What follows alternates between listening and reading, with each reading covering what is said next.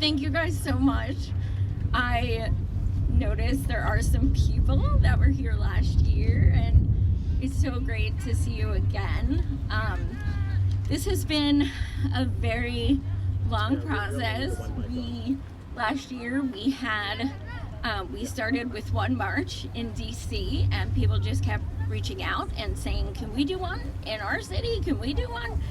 And by July 24th, we had 56 cities across the country who had joined us in solidarity. So we made history that day. 56 cities across the country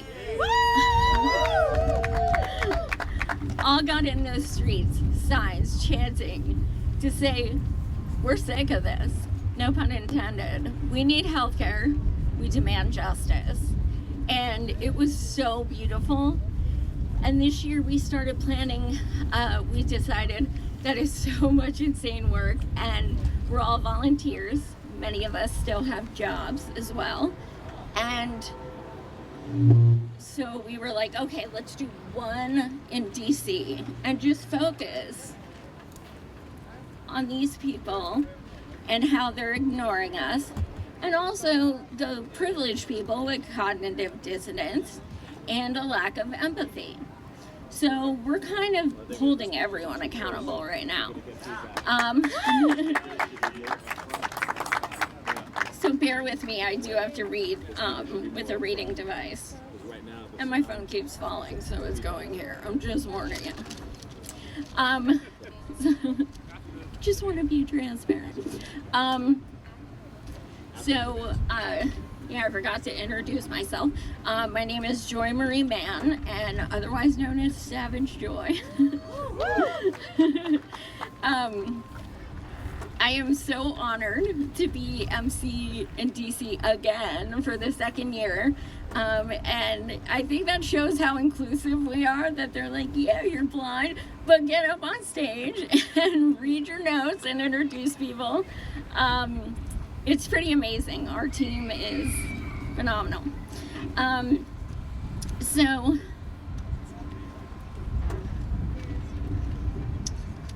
me see. I am, so all of us came from all over the country. All of us organizers were staying in an Airbnb for 11 people in bunk beds. And it's a big deal. It's a lot of work. So we started in January, and we've just been working hours every day for months, and it's so amazing to see things come to fruition. This is one of the most satisfying, beautiful things. And we've actually been here, we'll be here 5 days. The last 3 days we've been doing actions as well. We've been doing chalking, putting stickers around, things like that. But Thursday night we almost got arrested because we protested at Pelosi's house. Mama Bear. And yeah, so we almost got arrested for that. And then yesterday we dressed as zombies, and we wore tombstones that said we died from lack of health care and from the Unaffordable Care Act and things like that. And we almost got arrested again because we were outside of NBC and they weren't fans. And I was yelling that they're bought by the people we're trying to take on. So then we just walked around the Capitol, all the buildings and everything like that. And I may have felt spontaneously inspired to just like get in a fountain and walk all the way across it. It seemed like I just had to. So that was amazing. And then today and tomorrow we're doing mutual aid with freedom fighters to help the unhoused. So we do a lot of things. It's not just a march and rally. So it's so important to follow groups all year long, regardless. So we have incredible speakers who also came from all over. which is such an honor and so amazing that people give their time and their money and everything to come out and support this cause. And that's what we need. Things will not change until we have everyone in these streets. We have everyone saying, honestly, fuck this shit. We demand justice. We are worth so much more than you think we are. And we're sick of breadcrumbs. We're not doing anymore, thank you, saw it, may I have another? Like, we're not doing that shit anymore. And every single one of you is proving exactly that. Every single one of you is here because you are done with watching eugenics of the poor, watching people dying unnecessarily.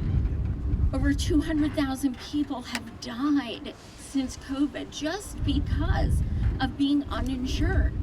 There are over 4 million people uninsured. There are millions more underinsured. That is violence. There's no other word. It's violence. And we are standing up to that. And we are telling them, we're done. We are done. They're going to be held accountable. And we've definitely been proving that this week many times. And it feels good. And we've sent many emails to many representatives. And even a few of them have met with us. Because when you reach out and you hold them accountable, they're so much more likely to be like, okay, we'll meet, than if you're like, hi, I love you, and, hugs and stuff. Fuck that. They're not your friends. Like, fuck that. They could be fighting for us, and they are not. So, over 100 people in these buildings have signed on to Medicare for All.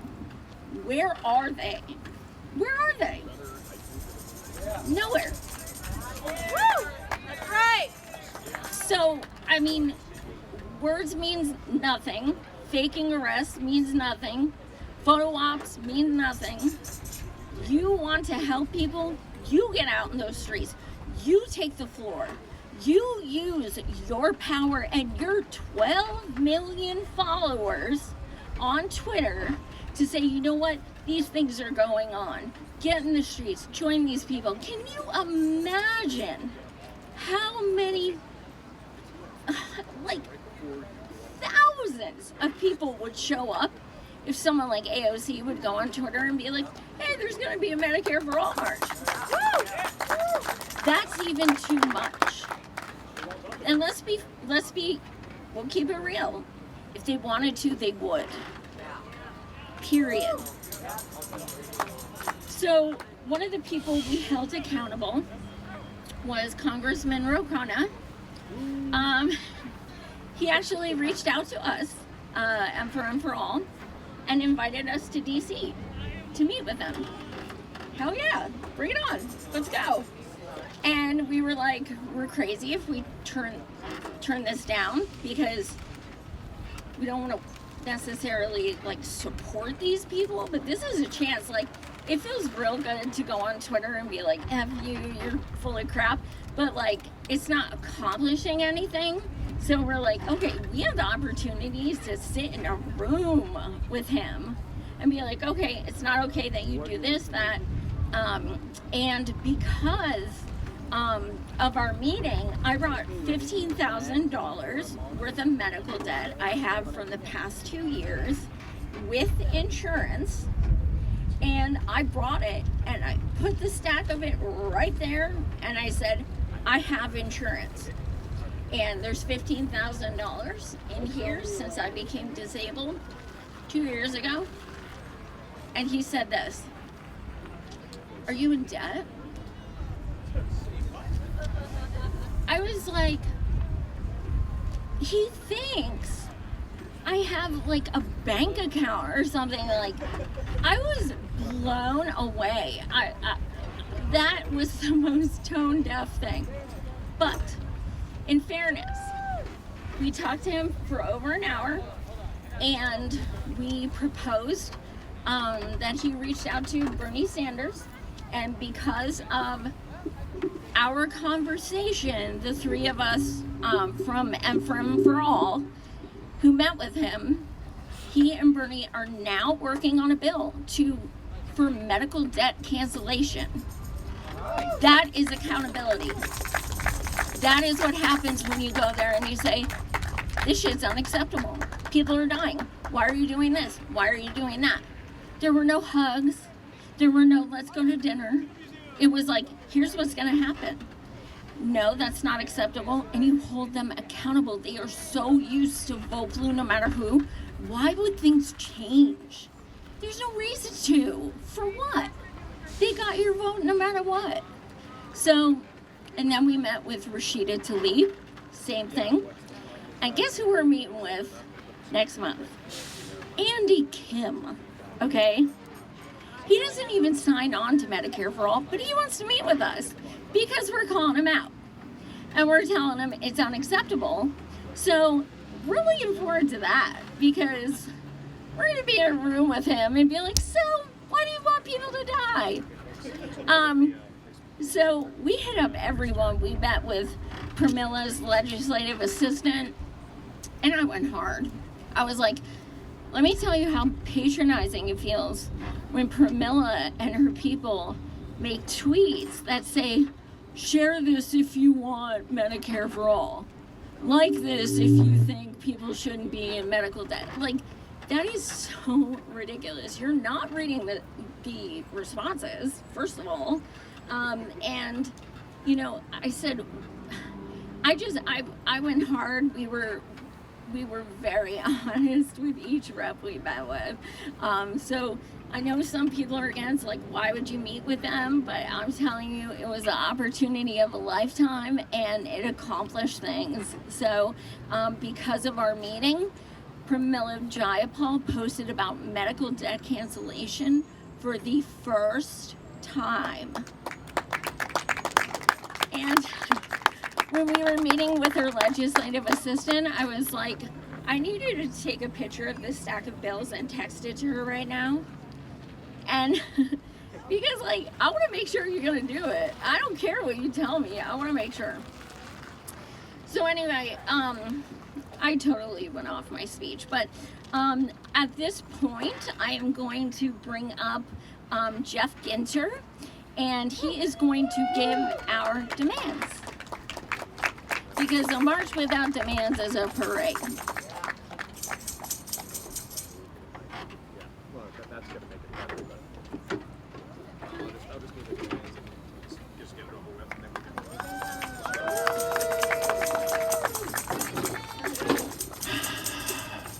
Darlings, we are gathered here together in this holy place to say we aren't going to take it anymore, are we?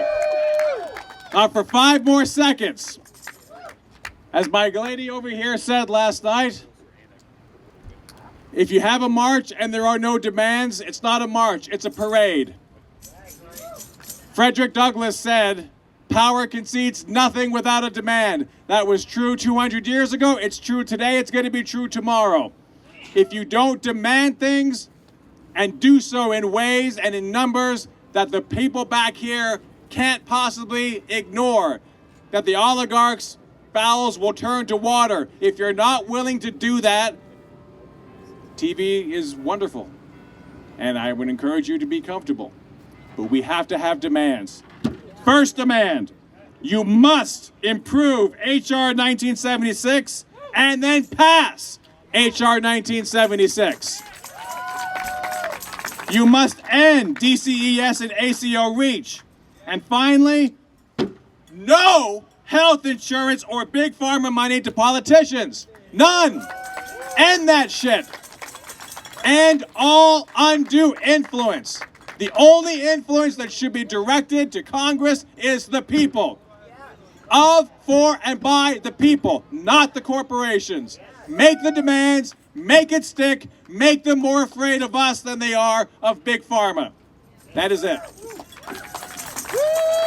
We're going to take a quick break while we move some things around so that the sound gets better. No, I have to finish my tea. Okay, done. Well, it's just going to take a second. Well, we need to unhook the speakers, so. Down. Unplug. Boom.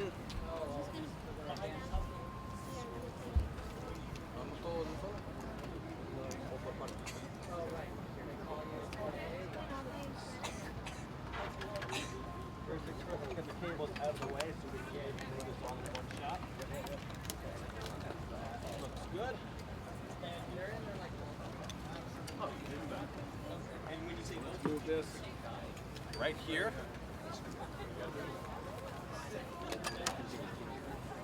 We can get it right here.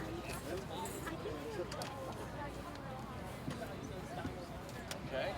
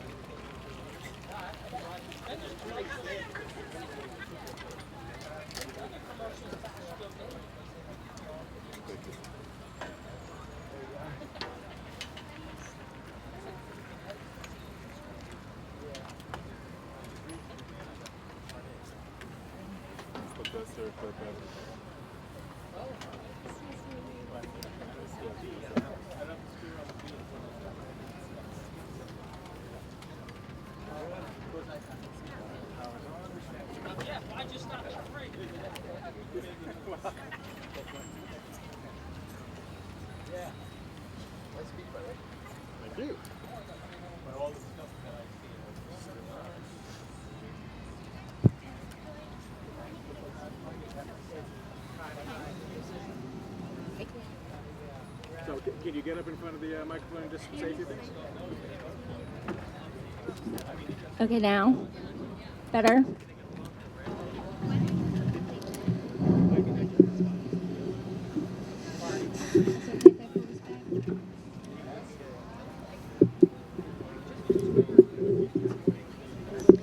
Okay, better? Yeah, there it's better.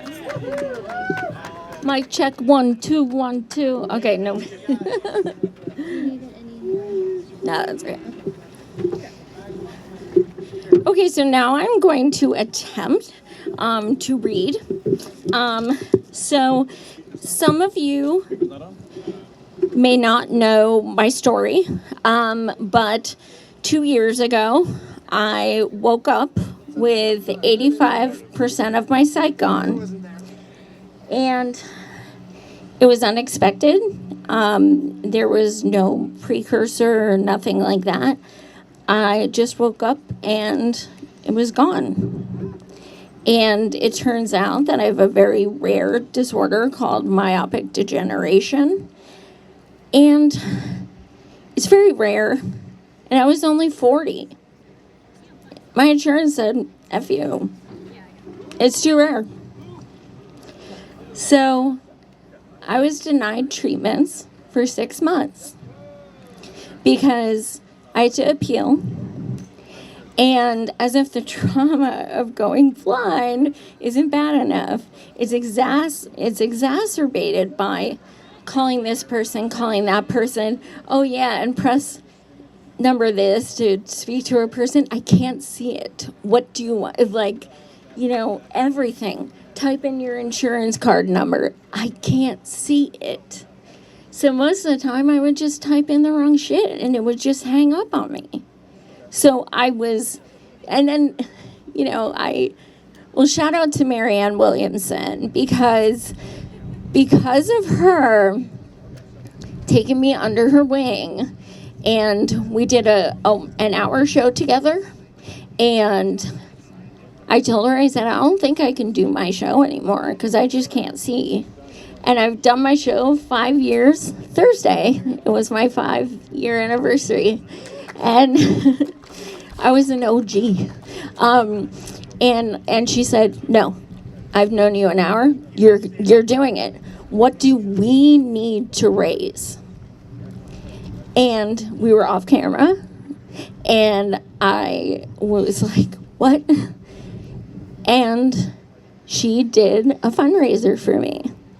And because of that, I was able to get my reader, which is $1,400.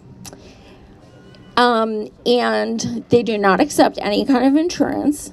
This is prescription.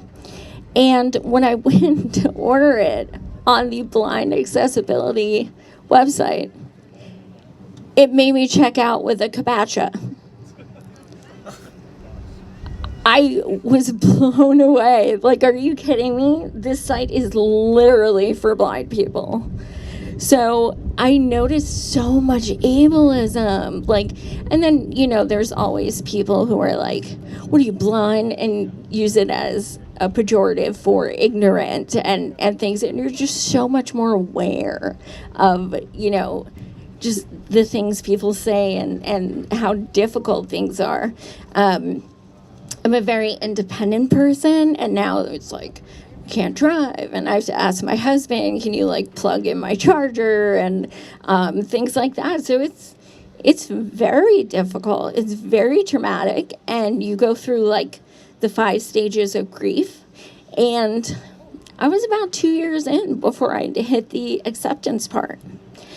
And people DM me every single day with their stories. And that, and my teammates, that's what gets me out of bed in the morning, because I know they're counting on me, and I know that they may not feel like they have the voice. So I feel like I have to speak for them and to stand up for them. And it is so difficult to share your story, especially publicly. When I shared the very first time I said the word disabled and shared my story, I was on the Force the Vote town hall with 130,000 views. It was so overwhelming, but that got me so many, you know, comrades in this fight, and so many people who are going through, you know, even though my disorder is rare, there's so much in common with people. But some of the hardships were, I get DMs from people in Australia and Sweden. Oh, I have the same thing, but all of my stuff is 100% covered. When I have a $5,000 deductible, and, you know, my eye treatments are $12,000 each eye every 30 days. And, you know, things like that. And I'm just like, I'm happy for you, but don't tell me that. So yeah, it's, but you guys get me out of bed. This keeps me going right here.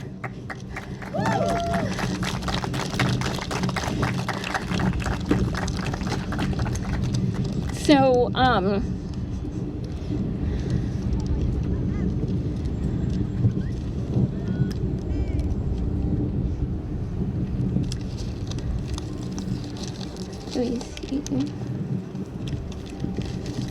so one thing that we pride ourselves in on in M for M for All is we speak for everyone. We are very inclusive. We have the wheelchair lift. We have ASL interpreters. All of our signs are in Braille. And a lot of people just don't do that. And if you have especially a healthcare rally and you're being that exclusive, it's not fucking okay. Let me just say that. So we are done asking. We're done pleading. We are done begging. We are here to say we demand healthcare justice. Demand it. There is no ifs, ands, or buts. We need it.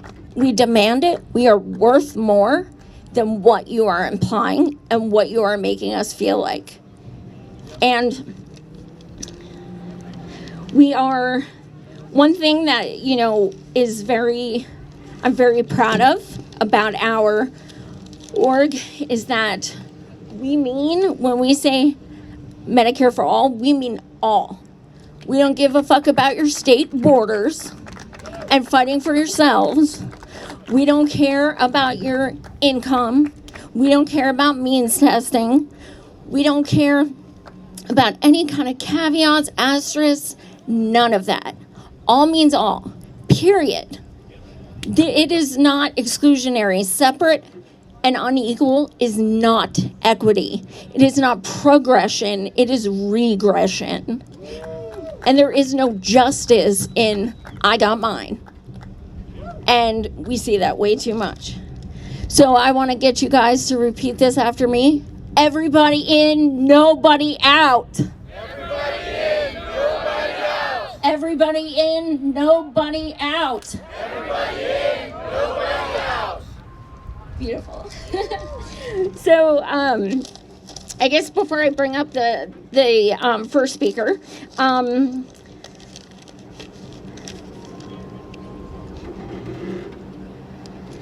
so Medicare for all can be kind of misleading because we don't mean Medicare.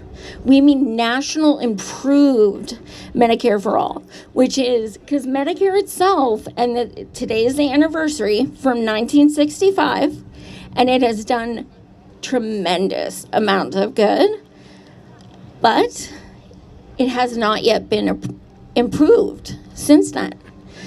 So when we say Medicare for all, we mean National Improved Medicare for All, which means no copays, no deductibles, no nothing, free at the point of service, just like every fucking other country in our world. So that's what we demand, and that's what we stand for. So thank you so much for being in solidarity with us. And let me see, I'm sorry, let me get my list. Who's first? We have so many phenomenal people. I can't wait to hear everyone speak. Let's see. Oh!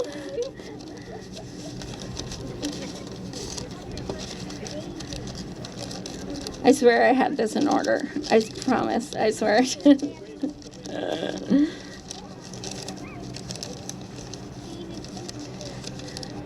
So the first person is Jessica Simon. This wonderful woman on Twitter reached out to me and said, I work with poets who they speak at activist events. And I was like, hell yes. So you're going to hear from 3 of them throughout the program. Thank you so much.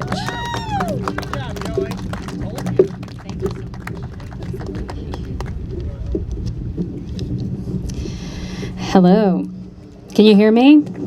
Yeah. All right. Abortion is healthcare. And this poem, it was called Pro-Choice Women's March 2005. But now it's called After the Supreme Court Took Away My Rights 2022. Walking amidst nearly 1 million people in 2005, we held our heads high. We were country women, city women, young women, older women, working women, feminist men, Black women, Latinx women, Asian women, Native women, trans women, women carrying children and babies. We were so many and so peaceful. We sang and walked for our rights. On either side, horseback-mounted police looked down or over us. Behind them, men and women waved crosses nailed with signs. Jesus saves and abortion is genocide. A man with a megaphone shouted religious phantoms into frozen air. A woman cried murderer with an accusing stare. Shame on you, Congress, a speaker said at the time. They could say it again today in a different year for the same crime, for lack of access to birth control, for no access to the pills we need to survive, for trying to stop women crossing state lines, for a 10-year-old rape victim fleeing to the free side, for denial that people have sex for fun, for denial that women have always ended pregnancies one way or another, for denying people who have abortions love the children they already have. for playing judge and jury, for telling women what is right and wrong inside their own organs. The morality these justices issued to themselves about God's work is littered with the dead bodies of women they say are a political agenda. Or with women they call murderers because they are poor or black or brown. Special shame, Justice Kavanaugh. You know not all men cover her mouth to prevent her from screaming. Some just go home. Miss Justice Alito, Selective Justice Thomas, Gutless Gorsuch, no visible leadership, Chief Roberts, missing the point, Justice Barrett, while you are supposedly living pure lives, going to church. You didn't even stain a shirt, writing away my rights. Some young woman just ran to the bathroom to heave her guts, will now consider ending her own life. Sleep tight. When shame is not lessened by the sun, it scabs over until you itch it enough to draw blood, at least before it was blood on the surface of the skin, not within, dripping from a vagina or cervix. It's no longer your choice. Bodies with wounds, you shall now be jailed or killed for someone else's truth. Rich white women still have a choice. White women weren't sterilized or told there should be no more of those kinds of babies. To the justices, if it ever is your daughter, will you turn your head away in shame? Say she'll burn with the Salem witches? Will you cast the first stone on her bloated and nauseous body? Will you disown your aunt when you find out her 22-year-old self made a mistake? God forbid now your daughter, wife, sister, cousin is molested or raped in the wrong state. Show me your devout gods. We have gods too. We have faith and we see through you. We will continue to litter your lawn with glitter-covered bodies, pink boas, t-shirts and signs, giant rainbows of messages of love and protest. We belong to each other in deviance and compassion. We have traveled this far, and we will not give up our rights laying down. So dish it out, and we will light it up. Thank you.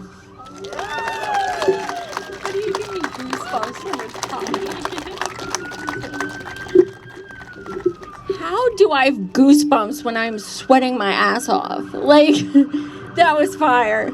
And real quick, I do want to share, when we posted abortion as healthcare on M for M for All, somebody sent me an article that was explaining how in many states, women who go to the hospital to get a rape kit receive bills. That is so beyond unacceptable. We already, it's already sad that women don't come forward so many times, and you are going to charge victims for being victimized and victimizing them again with bills for something they had no control over.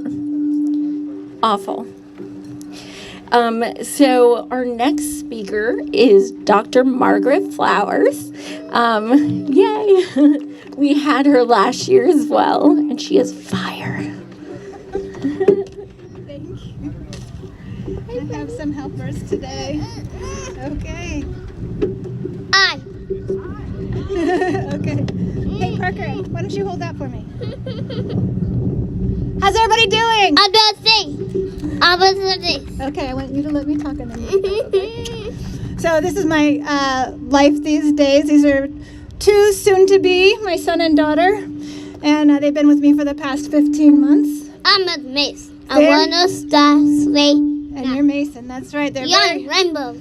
very brave children, working very hard to overcome what they've been through. So very proud of them.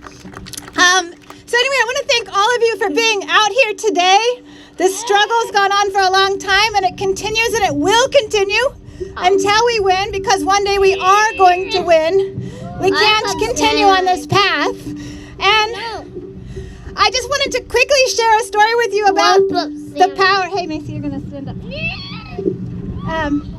The power of a small group of people, because sometimes we don't feel like we have power.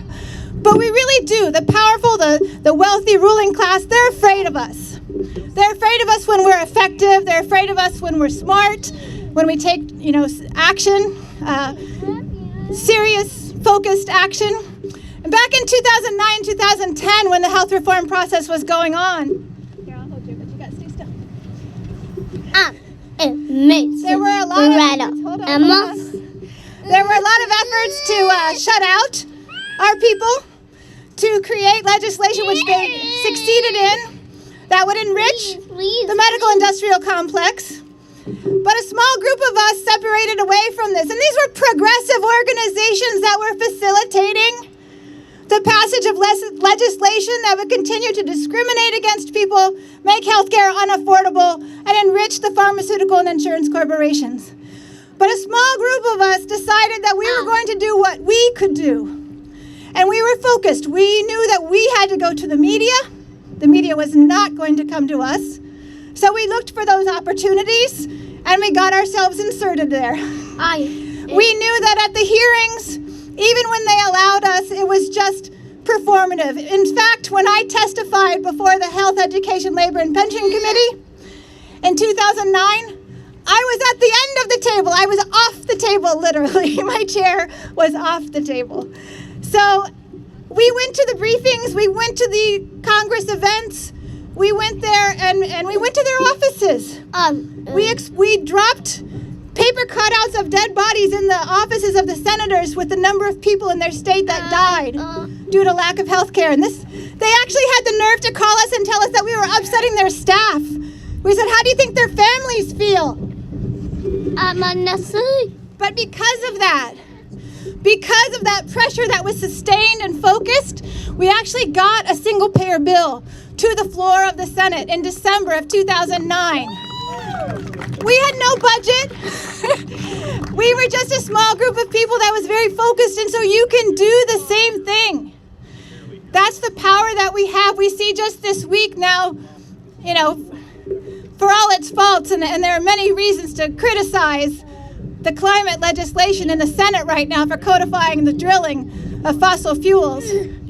But that wouldn't have gotten to where it was without sustained action and focused action and demand. So I want you to think of yourselves as powerful change agents and to do what you can to get yourself inserted into the conversation. Howard Zinn told us you need to go where you're not supposed to go, say what you're not supposed to say, and stay when they ask you to leave. That's how we win. And I just also want to remind folks that this struggle for our human right to health care is part of a broader struggle for health care for human rights in the United States. And I've been acting in solidarity with a number of Latin American movements over the past years. Impressive what our friends and family members in Latin America have been able to achieve through real organized resistance and clarity about what they are fighting for. And so I urge you to learn from those movements, because talk about taking on the ruling class of the United States. There are a lot of folks who have done that and have succeeded and are continuing to wage that battle, which we need to support. So I think of my friends in Colombia and Venezuela and Bolivia, Nicaragua, who have had some real serious successes, and Honduras lately. So finally, I just want to remind you that what we're fighting for with our human right is what we call the people-centered human right. And that's a very important framing, because we can't allow the ruling class to define what our human rights are for us. We have to organize and define what our human rights are. That's what people-centered human rights are. They're defined by the people, and they are won through struggle. And that's what we will do. We will continue this struggle, even though I have a lot of attention now focused in other places as I need to. I am still with you in this struggle, and I will be for the long term. So thank you for being here today. Thank you for the work that you're doing, and thank you for allowing me to be part of it. You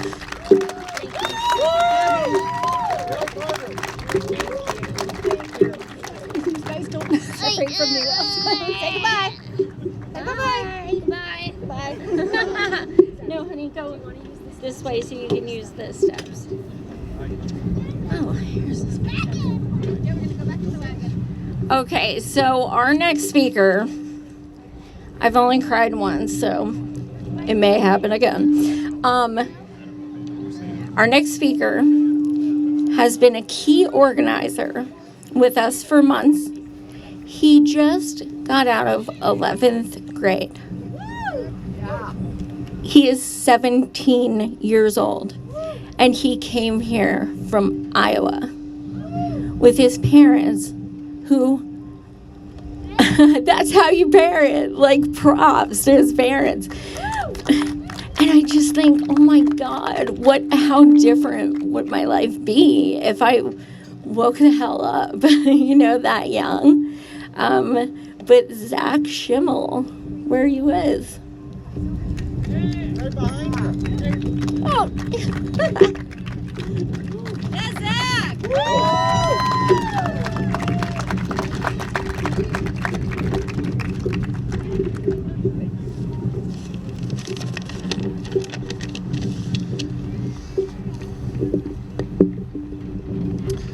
It is so inspiring to see so many of you out here today fighting for justice. My name is Zach Schimel, and I'm a 17-year-old organizer for the group who worked so hard to put this all together today, the March for Medicare for All. Let's give a big round of applause for the group. As a young person, I hope that my contribution to this movement can show each and every one of you that we can all help in our own way. And if we hope to win Medicare for All and begin building our vision for America, then we will need everybody's contributions. And your contributions are no doubt being felt out here today. Each and every one of you decided to come here to DC from all over this country to demand Medicare for all.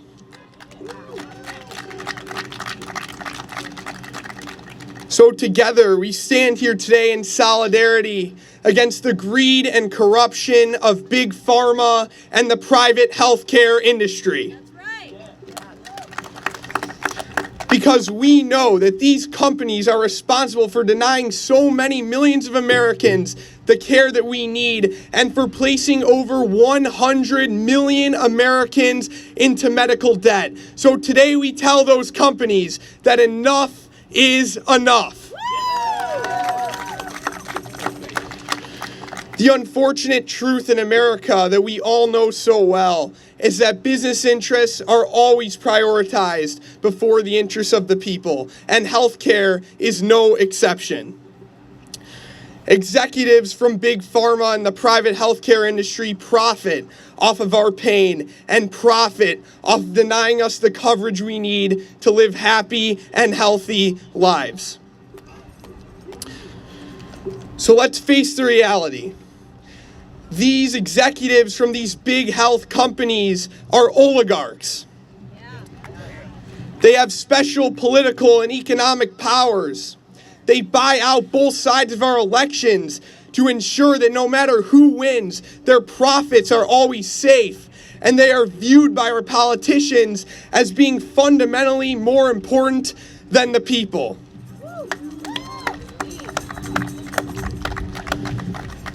Through the absurd business-first laws in this country, these oligarchs are able to legally buy out and own our government.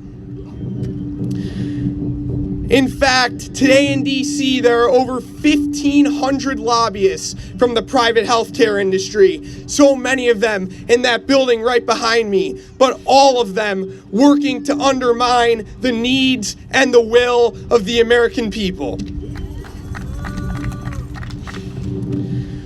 To dismantle the influence of these oligarchs and their lobbyists, we must be united in a commitment to boycotting all political candidates who take money not only from the healthcare lobby, but from other special interest lobbies as well.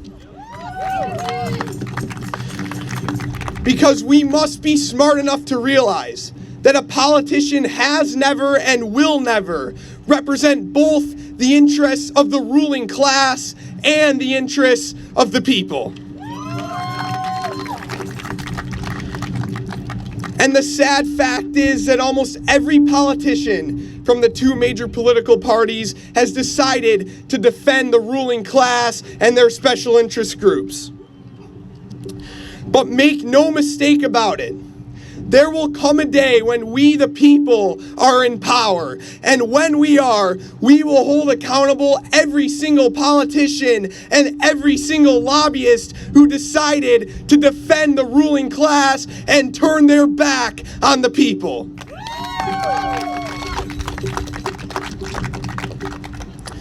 So how do we work towards a day when we have Medicare for all and when we finally have a government that works for us?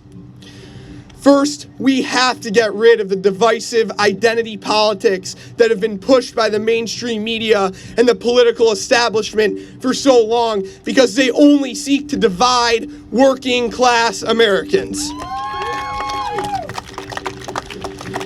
They fear us uniting to support policies that benefit all of us. They fear our ideas not only for healthcare, but for America, because if implemented, they would fundamentally change the power structure of our economy and our political system. And their fear should give us even more commitment to ensuring that our vision for America becomes a reality.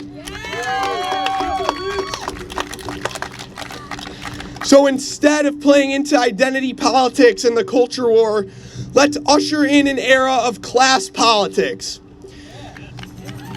An era where we work to break down the walls that have been intentionally put up between those of different races, religions, and social ideologies. And an era where we instead come together in a coalition of common Americans against the ruling class and their special interest groups.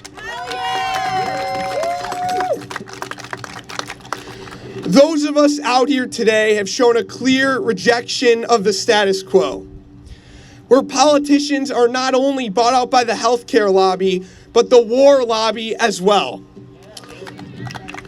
We refuse to accept their narrative that while we have hundreds of billions of dollars to funnel into endless wars, we can't afford to give healthcare to those at home.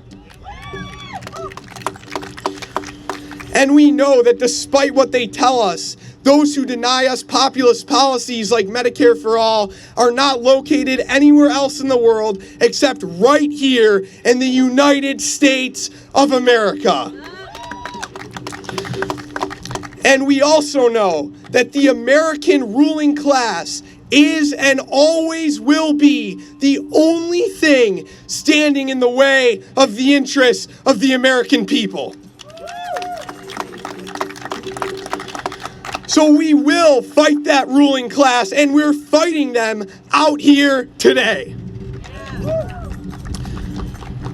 We will fight them so that there comes a day when the lobbyists in D.C. no longer determine our nation's policy. So that there comes a day when our government finally works for us. And so that there comes a day when all Americans are guaranteed health care through a single-payer health care system.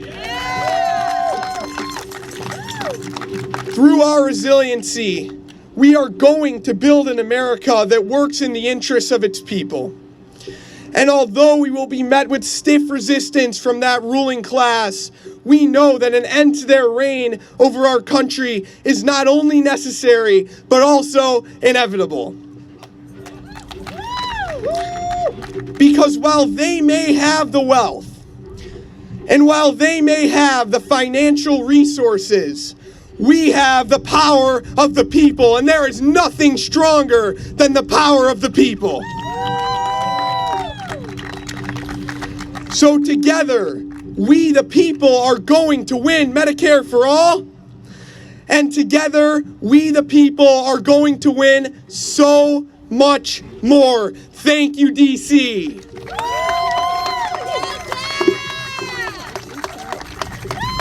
Thank you. So is there a way to like shrink him and put him in my pocket and just like bring him home to Pennsylvania? Zach is gonna change the world. That okay. if I continue talking, I'm gonna really start bawling.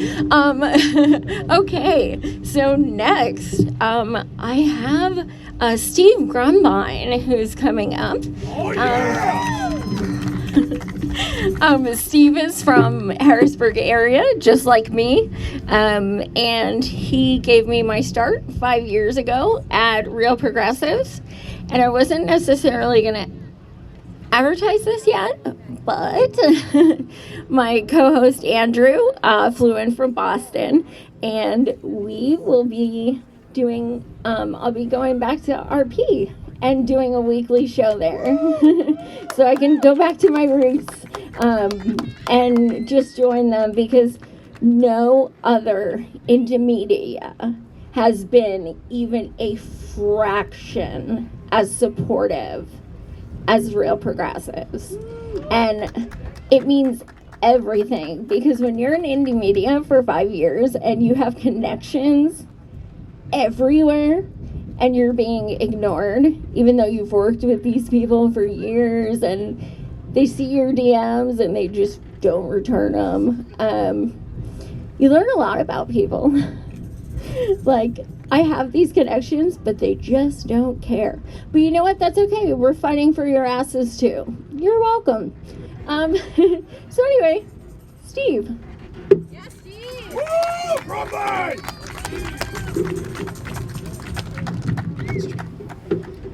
All right, everybody. So, you know, you're going to hear a lot of really, really important stories today from people that have different life experiences. But one thing that I think we all can understand, going back in time, 2015, Hillary Clinton, Bernie Sanders fighting about bold policies. And what did Hillary say? It's pie in the sky. It's pie in the sky. How are you going to pay for it, Bernie? And unfortunately, no one really learned the lesson.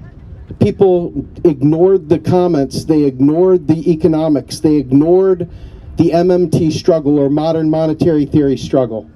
Now here we are in 2022, 7 years after the great opportunity to really expose to people the big lie that stands in the way not only of Medicare for all, but of a Green New Deal.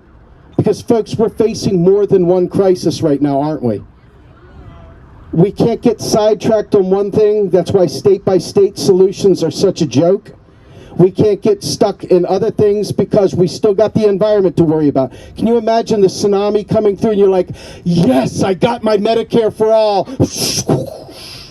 Right? See, we got to walk and chew gum.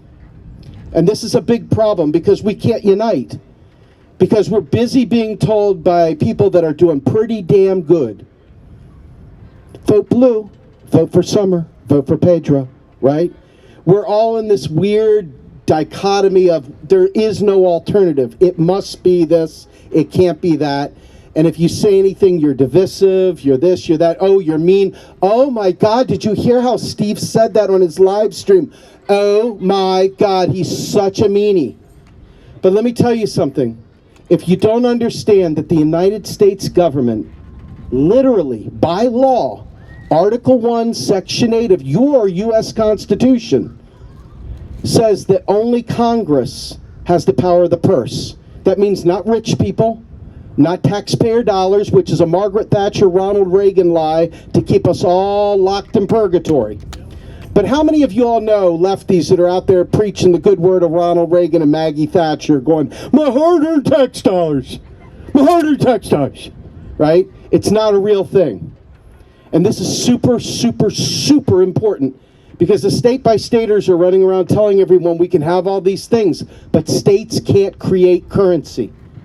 And so what happens when rich people find out that you're going to raise their taxes to pay for the poor's? They leave.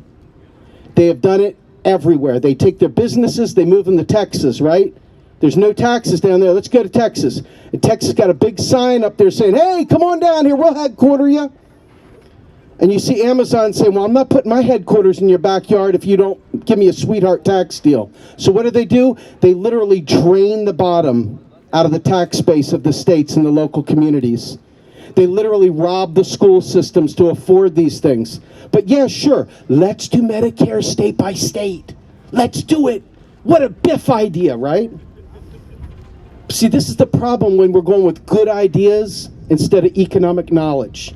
Right now, at the most important point in this battle, we've got the Federal Reserve mixed with Congress and jolting Joe Biden talking to us about how we're going to raise interest rates to stop inflation that is caused by gouging, monopoly price setting, fuel shortages, etc.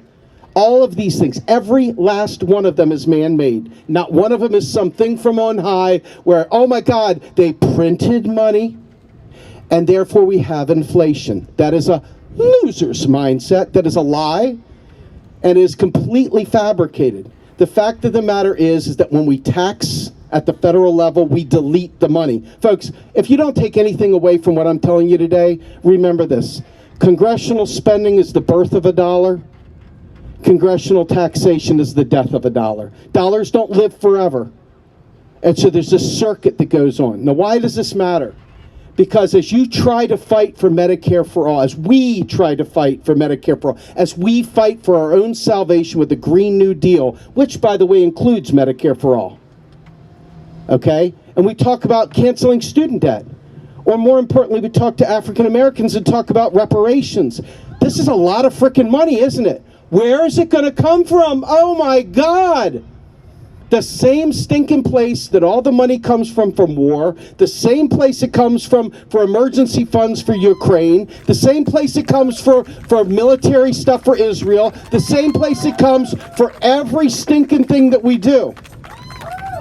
So instead of talking about taxpayer dollars, I beseech you, change your vocabulary. Let's talk about the public money. Let's talk about our money. Let's talk about our access to the general welfare. Let's talk about the public purpose. Folks, Joe Biden, the person that every sack of dung tried to push on us, that guy literally is celebrating deficit reduction right now. Deficit reduction is the draining of the bathtub. The money that keeps us afloat, that keeps us going, while simultaneously the rich bastards are making money on interest rate hikes and at the same time exacerbating the wealth gap. They're getting richer, we're getting poor, we're paying more for gas, paying more for food, paying more for everything. Not because it has to be that way, but because we are in a neoliberal era that started in the 50s, the 60s, the 70s, the 80s, the 90s, 2000s, now in the 2020s. It's time for lefties and good people of all stripes to recognize federal taxes do not fund spending, period. I've said it now. I said it at Malcolm X Park back at the first rally when we did it at Occupy inauguration. I said it then. I've been saying this stuff, folks, for over 15 years. I'm asking you all, be a force multiplier. Tell your friends we can afford anything that we have the resources to afford, period. There is no shortage. But if you try to do this at a state level, and the states go belly up, or there's a downturn in the economy, the states can't create money to absorb that. If there's a pandemic, the states can't absorb that. So this is why it's so important. It's not that's just some weird accounting thingy that Grumbine guy talks about. This is the silver bullet to beating the living shit out of the neoliberal class. Okay? MMT is freedom, it is hope. Because I can do a Green New Deal. I understand MMT, modern monetary theory, Stephanie Kelton, Warren Mosler, Bill Mitchell, L. Randall Wray, Pavlina Chernova. Real progressives, macro and cheese. Geoffrey Ginter, okay? This whole gang, we understand that without an understanding of public money, every single thing that you and I want, we're going to be moralizing. Oh, it's just such a good fight. We tried. We really tried. It was another time. We did really well. We had the best signs. We had the best chance. We went out there. It was so cool, but nothing happened. No demands, no credible threat, no nothing. This is why we must organize without the taint of political parties, which is what makes this beautiful. Everybody looks at me like I'm saying don't vote. How do you pass a bill without voting? How does anything get done? These people are bought and paid for. So you're not going to win just by casting a vote. They've already told you they're not going to.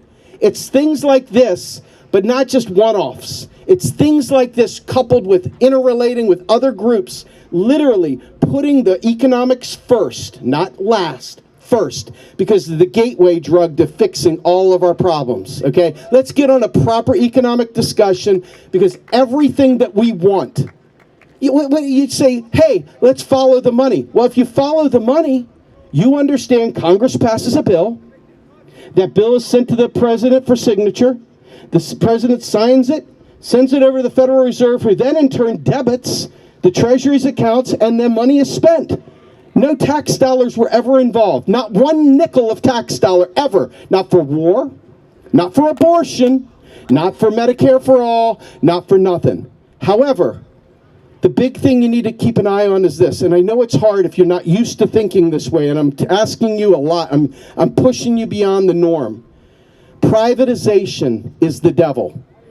Privatization is the devil. And Joe Biden is trying to privatize Medicare right now, not in some other far-off land, right now.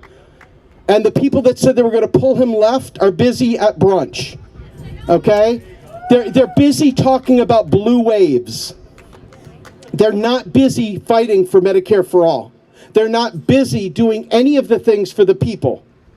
So I'm telling you this, I drove here 3 hours from Pennsylvania. I live right down the street from this young lady. And I'm here to tell you it was worth every second, because if you guys can walk away from here, if you can walk away from here and say, let me look into this modern monetary theory thing.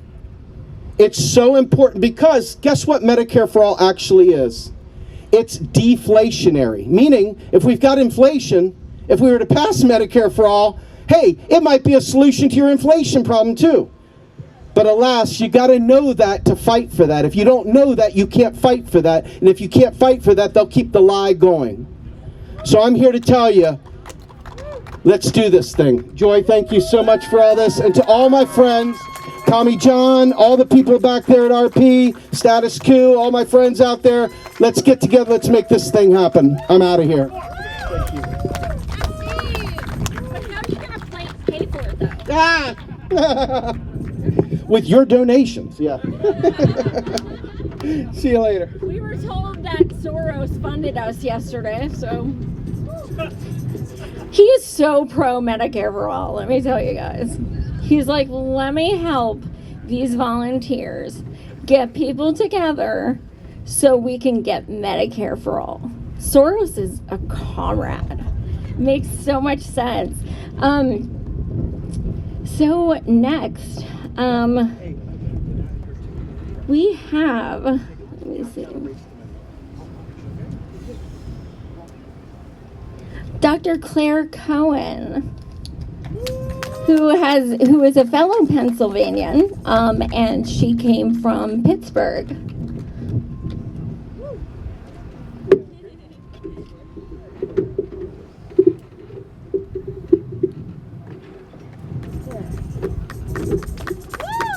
Good afternoon, everybody. First, I want to congratulate us on our march and rally today. And we need to not be disappointed by the numbers. It just means that we've planted a seed. We need to organize, and we need to spread the word, and we need to build for a march next year that is 100 times bigger. And we can do it. We all know that in the United States, we don't have a health care system. We have a health harm system whose purpose is to enable the CEOs and shareholders of private corporations to exploit us to get horrendously and outrageously rich, even though it's killing us. In this country, in this world, 1% of people in this world own 50% of the wealth in the whole world. And most of those people are right here in the United States. They're our oligarchy. This is why, despite having the most expensive healthcare system in the world, Americans are the sickest and have the worst health statistics of the 30 richest nations in the world. We have the worst infant mortality. We have the worst maternal mortality. We have the shortest lifespan, and I could go on and on. This is why we pay 2 to 7 times more for drugs, for medications, including insulin, than anybody else in the world. Why we have the longest and deadliest of wait times. 68,000 people die yearly, and 1 million people die during COVID. So next time somebody tells you, oh, well, in those countries that have Medicare for all, that have single-payer health care, they have long wait times. Well, our wait times are so long, people die. And that's what you need to tell them. Why the majority of Americans are being crushed under horrendous debt, of which medical debt is a large part, and at least 40% of Americans have medical debt of $5,000 or more. Why our jobs and why our states can prevent your right to control your body and your well-being by offering policies that don't include full reproductive health and don't include things like full mental health services.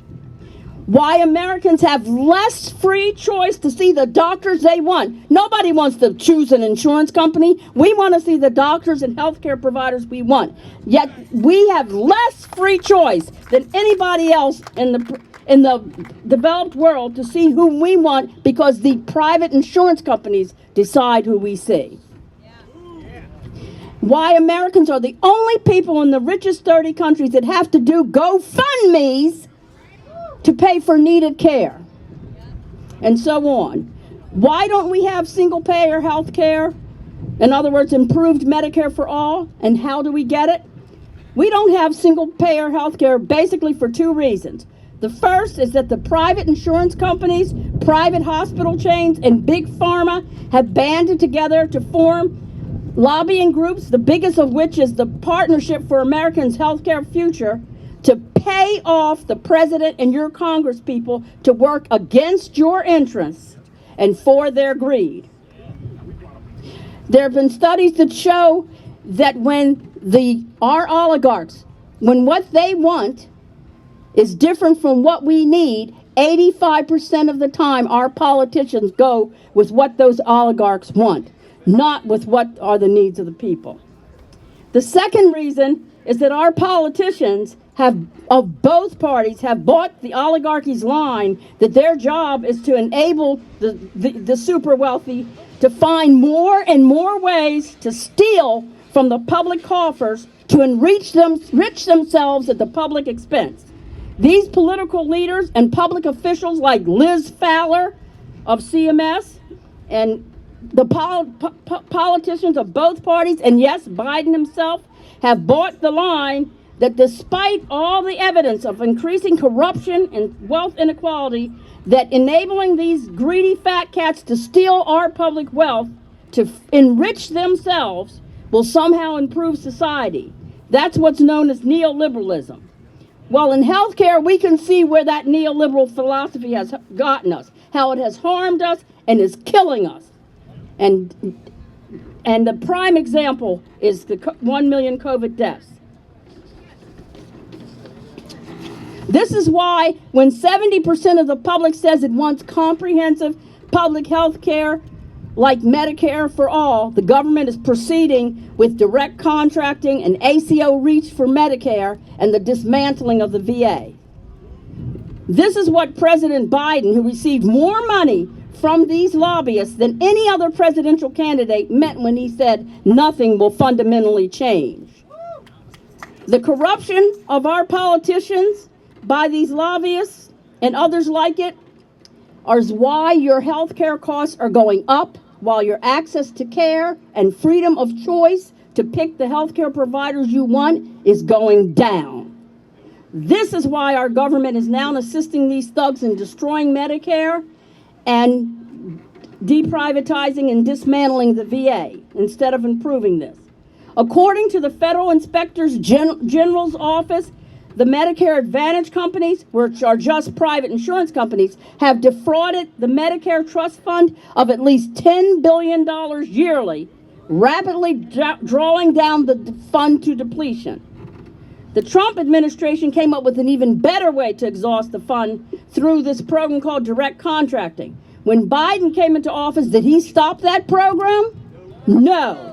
He just changed the name to ACO REACH like we were dum-dums and made a few cosmetic causes. Why? Because he's marching to the tune of the health-harming insurance and private equity industries to help them get rich at our expense, even if it kills us.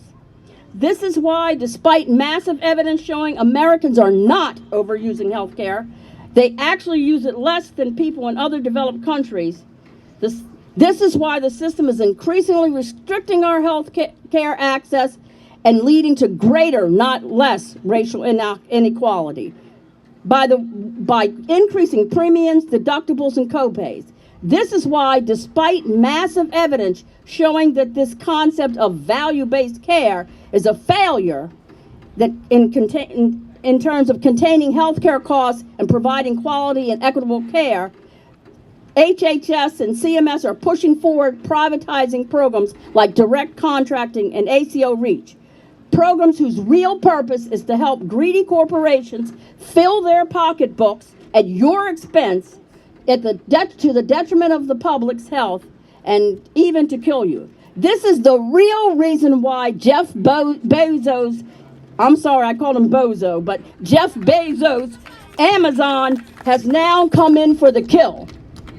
He's come in for the kill. He wants to get that money. He's not interested in your health care. The problem in our country isn't big versus little government. Government is the infrastructure by which a society gets its needs met. The problem is that the American oligarchs have stolen our government. They've stolen our infrastructure. They've stolen our way of getting our needs met. We need to reclaim our government and take it back from them so that we can get our needs for health care and other things met so we can have Medicare for all. To do this, we need to educate our families, our friends, our co-workers, our fellow union members about how our health harm system is not working for us, even though it's the most expensive in the world and is even killing us. Then we need to mobilize as many people as possible to say to these politicians, we will not vote for you unless you pledge to support a single-payer health care system such as Bill H.R. 1976, and you pledge not to take any more funds from these health-harming lobbyists.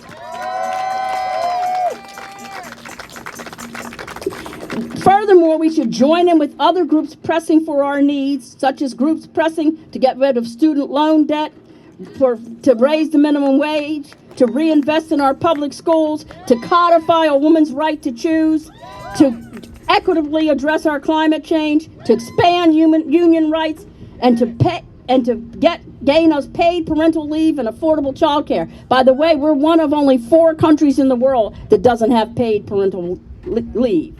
We need to be just as forceful and loud as the right in requiring these candidates to pledge not to take 1 penny of corporate monies and to meet our demands for Medicare for all. Thank you.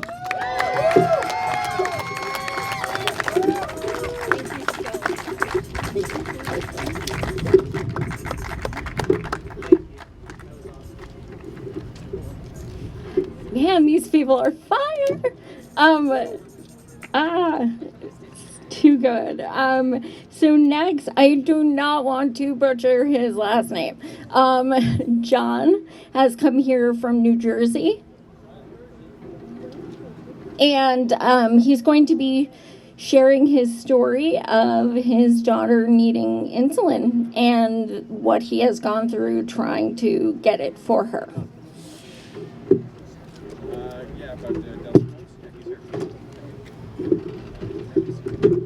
Woo!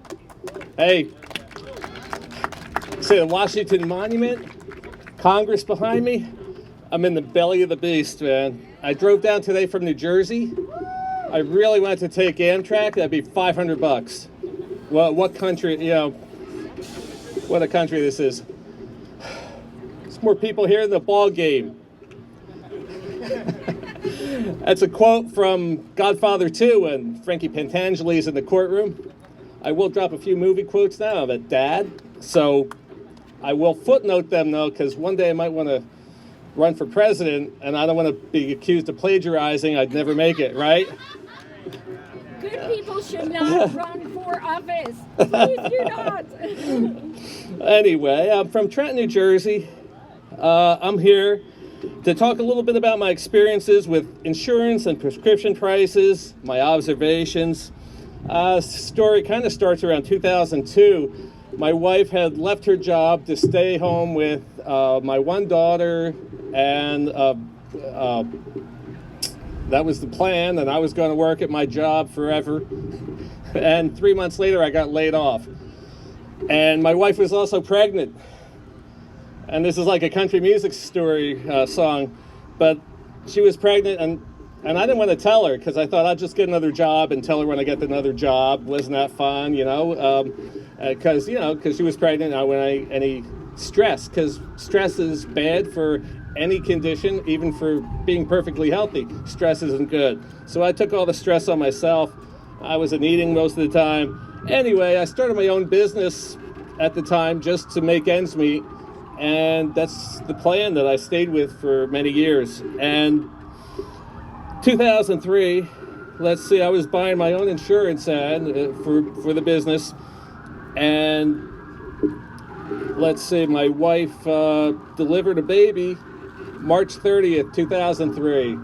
033003. 3 threes. I thought 3 is a lucky number, right? It's got to be great. So when she turned 3, my daughter, the luck kind of ran out. And it was in August. She had a virus, a fever, a couple days, not a big deal. She got over it. Everything was fine. And then about a week or two later, my wife would call me and she said, yeah, something's wrong. Kelly, something's wrong with her. She's drinking a lot of water. And I was really dumb as they come. And I said, well, what's wrong with that? We should all be drinking more water. 8 glasses a day. That's what they say, according to a Dead Press song. So she said, well, she's also peeing a lot. And I said, well, do I have to mansplain this, how the system works? If you drink more, you're going to pee more. What's wrong? So she kind of had a pause. And then she said, well, on the way home, pick up another pack of pull-up pants. If you don't know, that's babies are in diapers, and then they graduate to pull-up pants, and then they're no more, there's no more diapers or anything. And I said, well, 2 days ago, I bought like a 30-pack of pull-up pants. Well, yeah, I know. That's what I'm using. I got 4 left. And that's when I knew there was a problem. Turns out those are classic signs of type 1 diabetes. And then we found out, we got diagnosed, and we found out everything we wanted to know about diabetes, but we were afraid to ask. And I know since I mentioned the word, there's a lot of misinformation. A lot of people get joke-formation. Diabetes, it's the Jimmy has 12 candy bars and eats 10, what'd he get? Okay. So cool to make jokes about deadly diseases, right? We used to call diabetes type 1, we used to call it juvenile diabetes. But it turns out half the people are over 25 when they're diagnosed. I know people personally diagnosed in their 20s, 30s, 40s, 50s. So everybody I see here is at some non-zero risk of type 1. That's why I want to just go through the little information about it. It often runs in families. I know my wife, her grandfather and uncle were type 1. But half the time it doesn't run in a family. It's the first case. It drops unexpectedly like bird poop. Notorious B.I.G. Type 1 diabetes is an autoimmune disease with no known cause. Your immune system attacks the part of the pancreas that makes insulin. And when it's done, you're no longer making insulin. It has to be delivered from outside the body. So this is, economically, this is like inelastic demand. You need it to live. Everybody I see is on insulin here. Everybody I see. except most of us are just making it naturally for free. And that's really, you don't know what a blessing that is. Insulin's a hormone that regulates your sugar and carbs, stores glucose away. Otherwise, your body gets this need to drink a lot of water to flush it out through your kidneys. So that explains the dire thirst and the frequent urination, which is a sign of warning sign of type 1 diabetes. I had to say that because I might save a life today by giving the information. You might hear someone talking about their kid or talking about themselves, or it might be you yourself. Not having healthcare, ability to get healthcare also increases your chance of not being diagnosed, and probably, well, not probably, if you're not diagnosed and if you don't take insulin, you're going to be dead shortly. So it's also not brought on by diet and lifestyle. Don't come up to me after this and tell me about an exercise routine or eating cinnamon or something like this. I know people diagnosed 9 months old, 7 months old, 6 months old. They're not even eating solid food. They're not even walking for months. This isn't diet exercise, you know. And you might tell me I eat a healthy diet and exercise. That's beautiful. It's fantastic. I could show you people, they were in Olympic training camps, cross-country skiing, track racing on a bike, different things like this. They were they got lower body fat than today's mortgage rates. Right. I write my own material sometimes. But they got type 1 diabetes in peak condition. So when my daughter was diagnosed, her insulin at the time was about $72 a vial. And then online I saw I could get it from Canada for $40 a vial. But, you know, the prices, I bought it sometimes, but the prices were always under $100, so it was never like earth-shattering. You might look at the shipping cost and say, just buy it down the street. But every year, the insurance I was buying for my business, it started out around $500, and every year, $650, $700, $900. I remember it was like $780 a month. And then the next year's rates came out, it went up to $910. I said, it didn't even have the courtesy to waver around the $800 numbers, you know? It just skipped right up to $900. And then around the housing crisis, when we bailed out Wall Street, around then I had some problems, and I lost a client that was good for about $70,000 a year to me. So it was my only client, but that was like the biggest. And times are tough, and I found out we qualified for a CHIP plan now in New Jersey because of the low income. So they have those graphs with family size and income, and then if you get the CHIP plan for free, how much it will be a month. I think we were paying $150 a month for the CHIP plan. It was great insurance. There was like very little copay or deductible, if at all. And covered everything. But I mean, if you need to give people without money insurance, it's got to be that way, or you might as well give them nothing. So then we got a new governor in New Jersey, and he rearranged all those rates. You might remember that governor was kind of famous, Notorious G.O.V. He was the guy on the beach, Chris Christie. Yeah, so he kind of like wrecked that whole plan. And my business was recovering. We were now in the Affordable Care Act marketplace, the good old marketplace. And the plan then was about $1,400 a month for insurance. And we couldn't wait to find any way out. So once my daughter's, the youngest, she's here. Once my daughter got into like 5th grade or so, my wife went back to work, this time for an account temp organization. And one of their benefits, they said, we have health care benefits. I said, all right, we're on. It's like, oh, not you, just the employee and her children, not the spouse. And we were still paying, this was called a MEC plan, MEC, Minimum Essential Coverage. According to the Affordable Care Act, they were covered, man.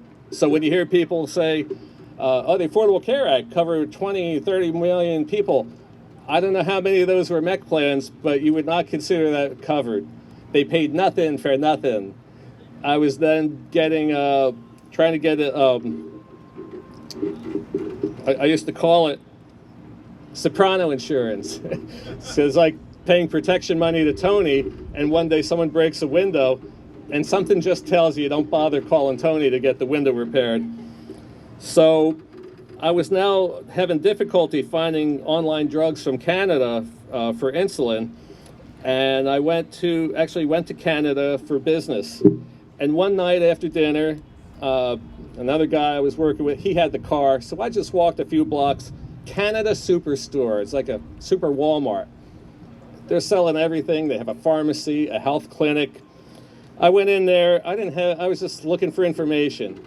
I didn't have any of her prescription slips or anything to buy, I didn't think. Well, they said, yeah, $34 for a Humalog insulin, fast-acting insulin. $34 Canadian, so 27 US. And they sold me a half dozen vials. Now, if you saw a half dozen vials of insulin here, you would say, oh, that's a half dozen vials of insulin. But for me, I see that as August, September, October, November, December, and January, that my daughter will be alive. So it's a different thing to me. I walked back to the hotel. I was in this mix of rage and happiness that I got the insulin, but sadness and tears. And I was furious with the insurance and pharma. They were just treating my daughter like a cash cow for life. That's all they saw her as. And she's so much more. I also went to Mexico for work. Was able to do the same thing there, no scripts. Went to the pharmacy. I don't speak Spanish, but I took my phone out with a picture of a Humalog vial. And the lady's like, oh, okay. Smiled and went in the back room, came out with a box of a vial of insulin. And I didn't know much Spanish, but I was like, cuatro, por favor? She like smiled, came back with 4 more. So that's 5. I got 5 from there. So November, December, January, February, March. She'll live to her next birthday. Around this time, I did find an online Canadian pharmacy. They were legit selling insulin about $50 a vial. So much better than the $300 or so that it was in the US. I didn't have any coverage then because I'm buying insulin. And I didn't want to spend $700 just for me, and I'm healthy as a horse, I thought. And so I didn't have coverage for a couple. I just tried not to climb ladders and hope for the best. And I paid the tax penalty, thank you. Thank you, got you nothing. I was also buying Advair for another family member from Canada. Down the street at the CVS, they won $180 for a disc of, they call it a disc, the little inhaler. $180 for 1 month. In Canada, I was able to order 6 of them for $180. So the same money gets you 6 months or 1 month, okay? And then they tried to screw that up too on me. My government did it. Yeah, the former guy, the former guy. They met at the White House with people from Visa, MasterCard, PayPal, American Express, Carte Blanche, Diners Club, I guess, all of them. And they decided not to accept charges from Canadian online pharmacies. So now when I went to go buy my asthma inhalers for my wife, okay, they now said, oh, you can't pay with a charge card. So you had to go back to old school and either mail them a check, or then they had something that you could, I took a picture of a check I made out to them, emailed that to them. But boy, that seems really shady if you've never worked with this company before. Like, I gotta mail them pictures of checks. What are they up to? When I say the former guy, Barack Obama. Barack Obama did this. And he's in the same party that gave us NAFTA. He shoved NAFTA up our dupa. And I don't know if you thought you were going to learn any Polish words today, but there's one you could figure out. He gave us, Democrats gave us NAFTA. They told us how free trade would be so good for us. And here's free trade. I'm trying to buy insulin and asthma inhalers from Canada. Not for you, man. Not for you. Not for you, or you, or you either. Sorry. So we were still on the Sopranos insurance plan, which qualified my wife and kids as covered. And then we were able to get a loyalty card. You hear these copay cards. A loyalty card for Tresiba. And instead of $450, it was now $15. Okay, great. That was great. And you'll hear about these copay cards and things like, see, the industry really cares. And now the awful Sopranos insurance we were under, it was coming to an end.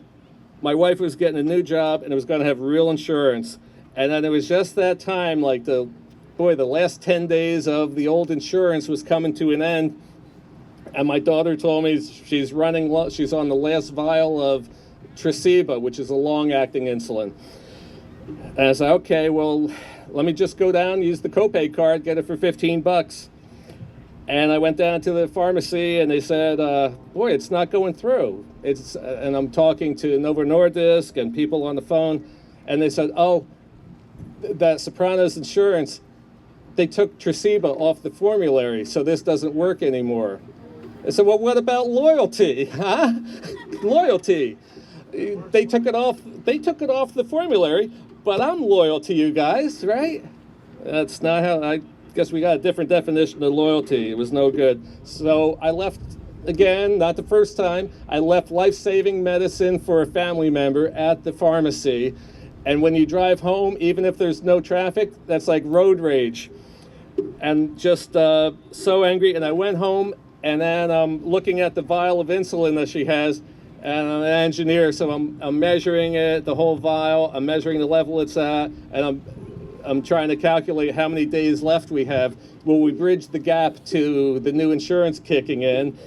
And then also the new insurance kicks in on a Saturday, so if there's any problem with the way the paperwork was filled in, like we ain't gonna figure it out till Monday, but we did make it.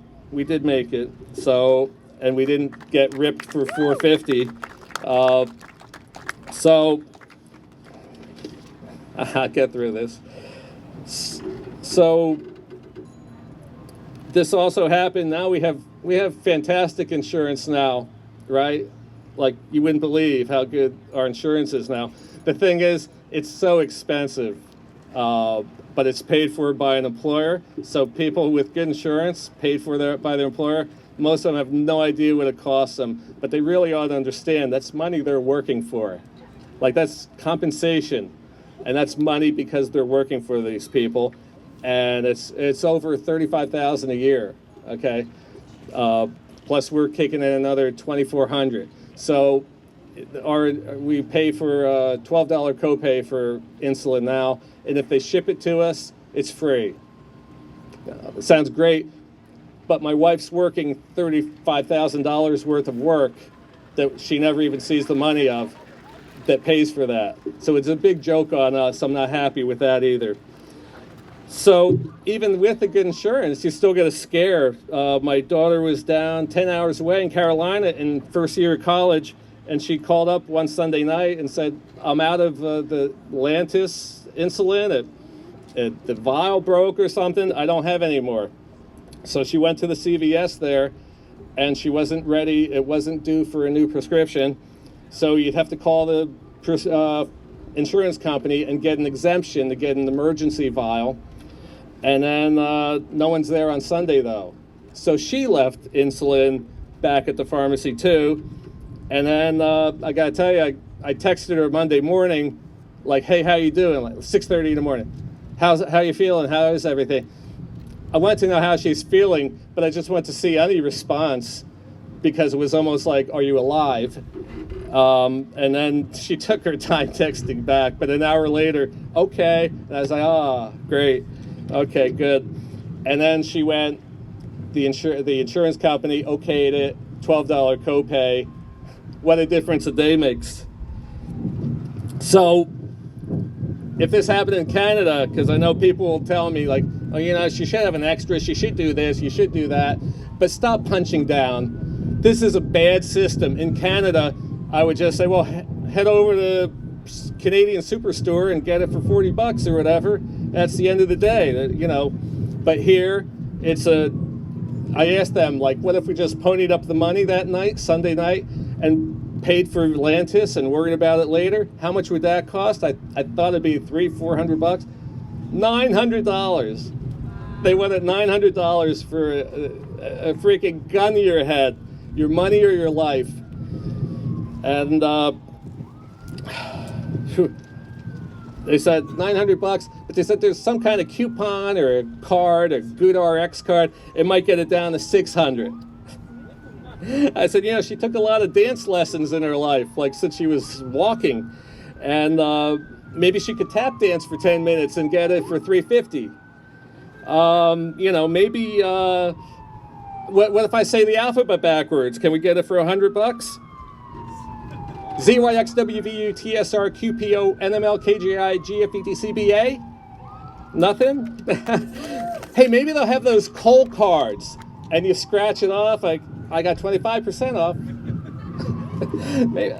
This is a game. They're playing games with people for life-saving medication that people depend on, and you're just depending on games. So sometime around 2016, I saw a tweet or a post by Bernie Sanders asking about people who've had problems with prescription drugs. Because at the time, he'd been taking busloads of people to Canada to buy medicine. And as a $5,000 ride, baby, right there, as the ambulance goes by. Whew! Hope you're covered. Hope you don't have the Sopranos insurance. You might as well dump you right in the river. So we made a video. It had a couple million views. I was in the video, and they sprang it out one day. My daughter came home the next day from school, and she said all the kids were coming up to her that they saw her on the video online. I don't know, these kids are 6th or 7th grade, and they're watching Bernie Sanders videos, but I think that's really cool. That's pretty good. They're getting a good start. So working with his staff, I figured out the racket of why these prices are going so high, because you've probably seen the chart with like every year, and then the price of insulin, and then it just starts climbing up and up. And it looks like a double diamond ski slope from one direction, and it looks like Alpe d'Huez from another direction, if you're into cycling at all.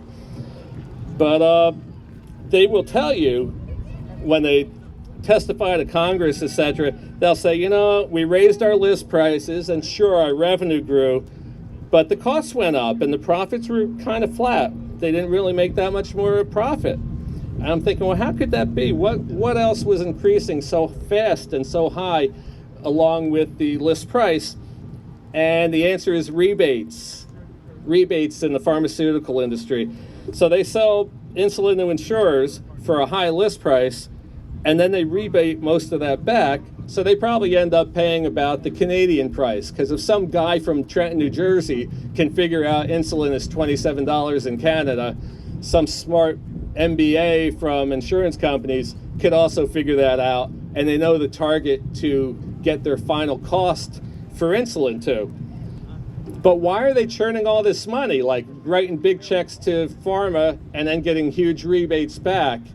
And there's only two reasons I could ever think of. One of them is that high list price. When you see $450 for insulin, it scares the hell out of you. And it makes you say, you know what? I really should buy that better premium. I should go from bronze to silver, or silver to gold, or whatever, and I should really do this. So it's good for their business. It's good marketing, because it scares the hell out of everybody. But then there has to be something else, right? And talking to the people at Bernie's office, I found out it was actually in the Affordable Care Act. They had a halfway good idea in the Affordable Care Act called the 80% rule. The 80% rule says all the premium money they bring in, they have to spend 80% of that on health care.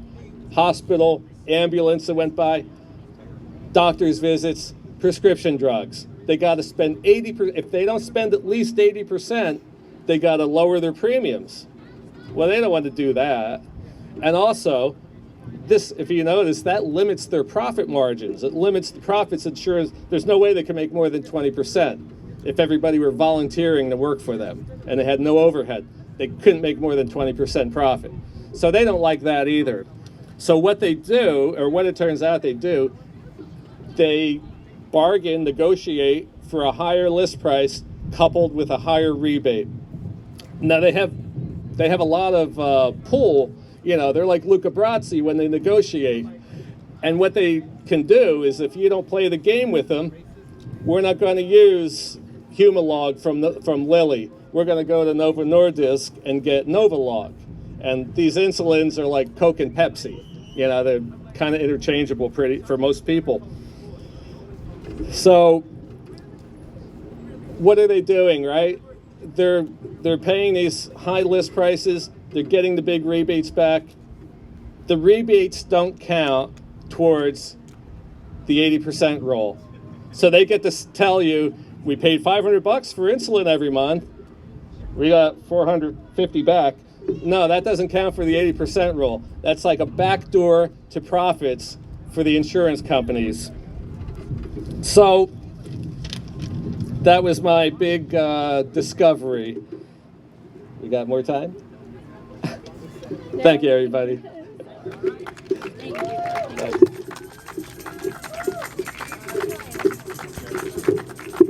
Okay, I'm being reminded we have tons of ice and water over in the shade. We also have fans that say M for all, and umbrellas, fun things like that. So anyone, sunscreen, anyone who is feeling parched or like there's a nice breeze, but just in case. So the next person we have speaking is Regie, who is also one of the poets I was connected with.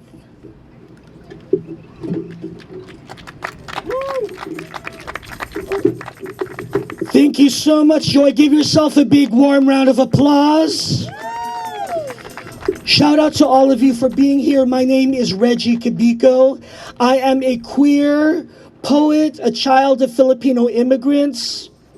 I am here. Shout out to Sue Scheid, who is a co-chair board member for Split This Rock right here in DC. This poem is dedicated to those 35 million Americans who have diabetes, to the 7 million Americans who have yet to be diagnosed, to the independent contractors like me who did not know they had diabetes for decades and almost died without Obamacare. So this poem is called A Curse to Diabetes. Dear diabetes, I see a reflection in the rearview mirror. Your brown body buttered in bolognese. Your laugh slaps my skin like a light-headed siren call of pancakes. I know you intoxicate me into a full moon of cocktails and midnight carbs. You feed off the M&Ms I inhale on a grant deadline. You, diabetes, are the coconut brownie I chew on when I'm about to teach school kids poetry spells and rhymes to write. You know me, diabetes, as I know my colonizing nemesis of fried spam and longanisa. I splurge myself with you. You are the lover that wants to feed the hollow scruff-wolfing suitors with spades of white rice. But I say no to you, diabetes. You will not take my limbs or eyes or tire me. I curse you, diabetes. You will not slow me from writing or drag me off stage from screwing my head with glucose. You will not pluck my pancreas like Prometheus, chained to your rock of sweetness. I will not accept you as my collaborator or as my mentee. My reflection is more than my pinata stomach and tiny hammock chin. I will release you by binging on raw apples. I will be fierce, flirting with sailors and bearded bears, seductively sipping lemon splash seltzers in bars. Be gone, diabetes, you will be gone from my blood. I will not forget the leche flan and lechon I grew up on, or my shame to be an artist, a poet without a blue cross and blue shield. I will take this curse to the river as I imagine my blood flowing onward and freely, and toss you in a blaze of sugar stomped like frosted flakes on my heels, hitting treadmills. I see you, diabetes, and I am getting my reflection back. Repeat after me: improved and expanded. Medicare for all.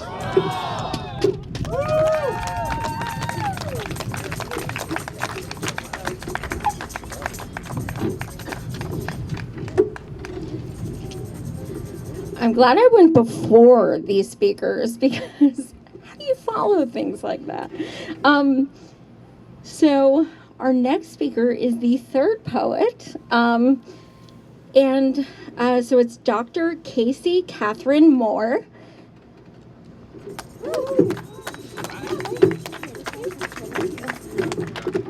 Good afternoon. Thank you guys for being out here in the heat all day long. I'm so thankful to be here. Thank you, Savage Joy. I'm really excited to do this event with my poet friends. So I'm going to do 2 short poems, but I'm going to talk a little bit beforehand.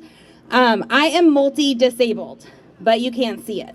I thrive under mental illness.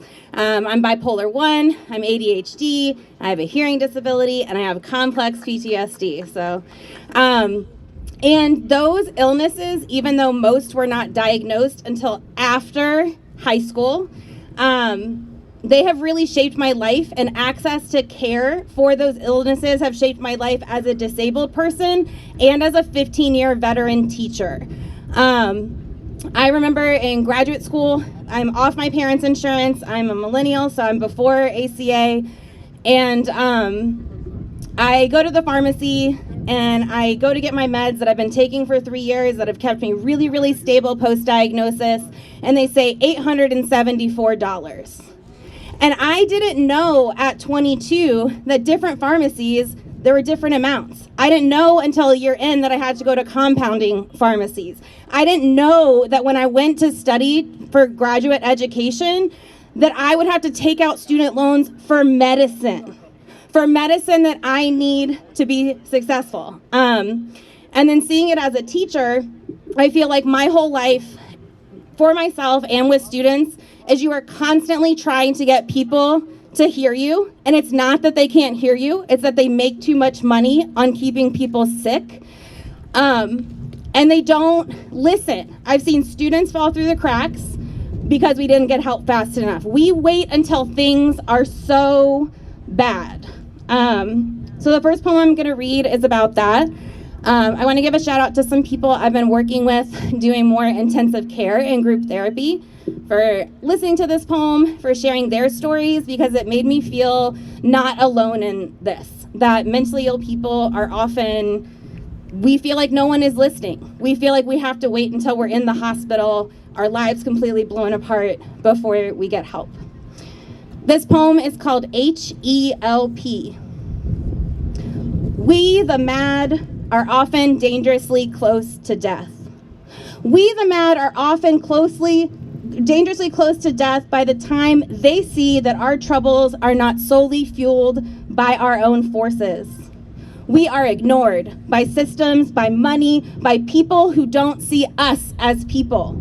We have told you through words and actions, whispers and screams, jokes and admonitions, that our sanity is not what it seems. The weight of our own words is never heavy enough, never compelling enough to convince you of our mortal miseries. They admit madness's power when they can see it. Gushing, flaming, rocketing, smashing. Only when poisons are excreted from our pores, stream from our eyes, or hemorrhage from our veins. Only when we turn into tornadoes, raising relationships, businesses, and everyone's trust. Only when comets erupt from our darting eyes and howling mouths and shaky brains. Only when our fists go through faces and pretenses and the systems that shame us. Sometimes it's too late because they pretend they don't hear us, because help is remote. We die first. The letter H still rattling in the back of our throats. Woo! Thank you. Okay, one more shorter one. So I was so happy to hear Zach speak today. I teach high school. I love teenagers. And I do want to say at any rally I'm ever at that we need to listen to them. They are compassionate in a way that we and people older than us aren't. They think outside of binaries in a way that we don't. And they have so much good in them and so much good to say. And I had a difficult year disability-wise, especially with bipolar stuff. And in the spring, I never felt like I could take time to take care of it. I never could get enough time off and be financially okay to do the work that I needed to do to be my healthiest self. While I'm in the classroom telling my kids, you have to take care of yourself. You have to ask for help. You have to take breaks. But I wasn't doing that very well for myself. And this most recent episode that I had in the spring, it was students who got me to get help, to finally pull my friends together, figure out how I can get the help I need, because they are so intuitive and they really, really listen. So this poem is for them. I coach Slam Poetry Club, and I asked them to write a poem about what color they felt like and why, which is a really common thing for me. You should try it when you get home. And I start writing, and as I'm writing, I realize that I'm sick, and they had been trying to tell me. It's called, I asked my students to write what color they are and why. I cannot pick one. I am burnt orange around a solar eclipse, not fully in flames, not quite seething eruption, but boiling. I write to myself, I want to fly under those flames to get to the other side where I'm a phoenix. Can I do that without incinerating first? I seek something below red, below orange. I pretend to be brown roots reaching with my fingers deep into the earth. I pretend I am someone who is not groundless, someone who is not scattered wind between leaves, someone who does not have 1,000 faces, someone who does not deceive. In every space, in every season, I am shifting, depending on where you stand in my comet's descent, how far you are away from me, and how far away I am from myself. I see them scribbling away, authentic, sincere, brave. They are never far away. They see in many angles. They see all the shifts in me. They can see each face as its own, and I can never lie to them anyway. Thank you, guys.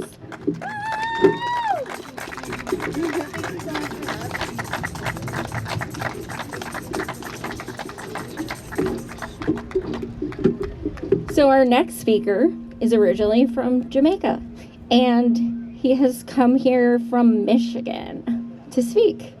He did a documentary on Flint, so he knows what's going on for sure.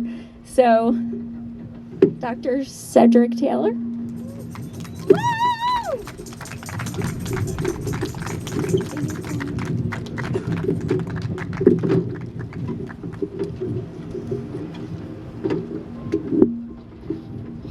Hello, everyone. My work on the production of the documentary Nor Any Drop to Drink, Flint's Water Crisis is probably the most impactful thing that I've done as a sociologist and as a filmmaker. My academic and creative work in Flint put me in a position to intimately convey the lived experiences of people in that community, a community that is undergoing one of the most tragic public health disasters in recent memory. I think at this point, virtually everyone has seen the headlines. A city of 100,000 being exposed to water contamination, contaminated with bacteria, lead, and other heavy metals.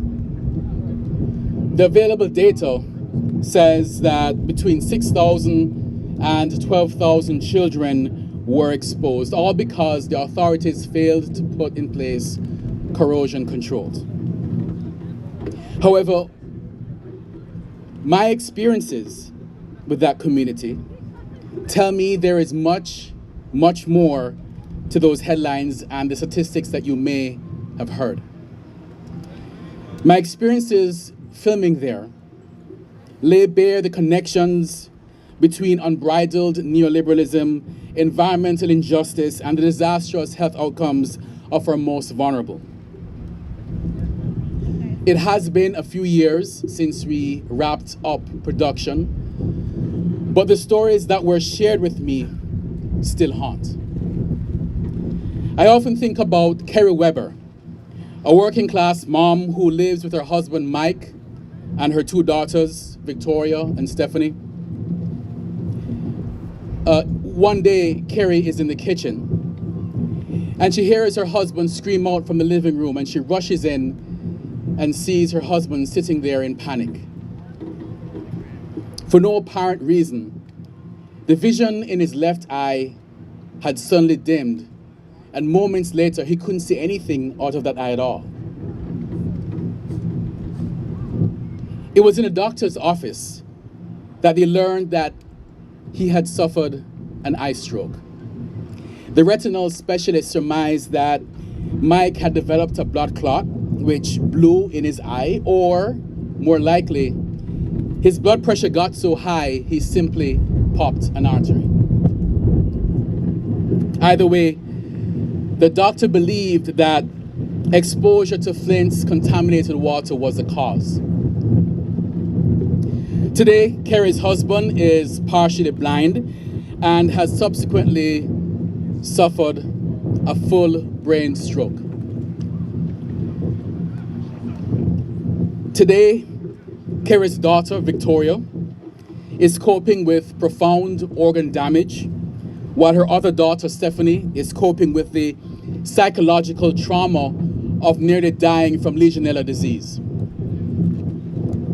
Now, for some, if this story is evoking a visceral response, if this story is making you uncomfortable, even sick to your stomach, then all I can say is good. Because I honestly cannot think of any other way to convey to folks on the other side of this healthcare debate what the stakes are, how high the stakes are. Ultimately, beyond all the data, beyond all the statistics, the demand for universal healthcare is about lives. Today, the Weber family, like many others in Flint, bear physical and psychological scars from the crisis. And on top of everything, they are in financial ruin. Expenses from that first stroke forced them to put $10,000 on a credit card. Today, almost 7 years after the fact, that credit card still has a balance of $9,000. Hospital stays, visits with specialists, x-rays, tests, prescriptions, all of these have been accompanied by out-of-pocket expenses that have just added up. The result, a family that once prided itself on being financially responsible is now drowning in debt. Because of out-of-pocket expenses, the Webers, who have been psychologically traumatized, have had to stop going for counseling. To this day, Mike cannot step into a shower without experiencing a panic attack. Because of the out-of-pocket expenses, the Webbers have had to prioritize certain health issues over others. And they have had to, from time to time, make decisions between medication and food. Carrie's daughter, Stephanie, is currently on Medicaid, but she will soon age out. Next year, she will have to find her own insurance with the pre-existing conditions that she got from the Flint water crisis. Now, I've been talking about the Weber family with their permission, of course, but it should be obvious that they are not alone. There are many folks like them in Flint and around the country. Folks whose health is compromised not of their own volition, but as a consequence of the structures that have given rise to environmental issues. Environmental injustice, beg your pardon. Racial discrimination in environmental policymaking, weak environmental regulations, and the deliberate targeting of communities of color disproportionately place the socioeconomically deprived Black, brown, and indigenous people on the front lines of environmental harms.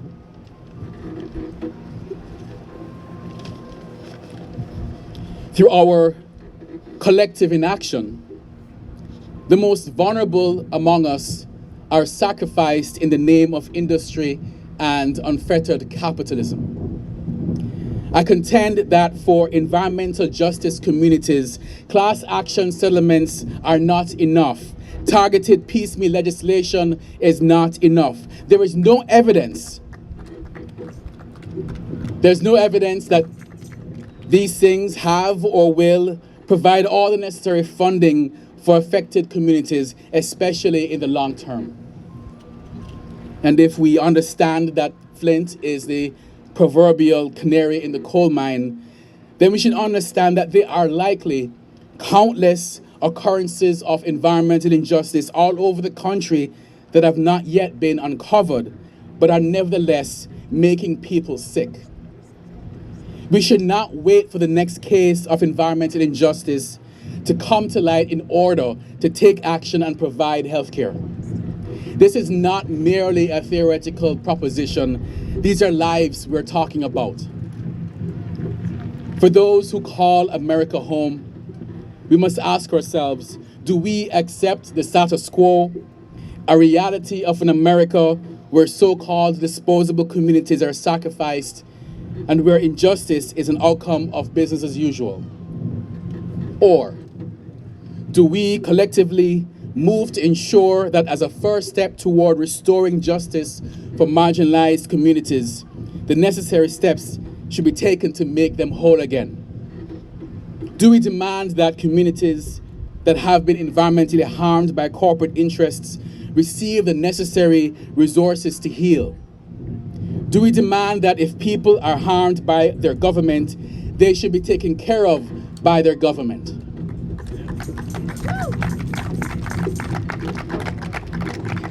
Do we dare to strive, if not for the America that we are now, then the promise of what an America could be? I contend that universal health care must be a critical part of achieving a truly just society.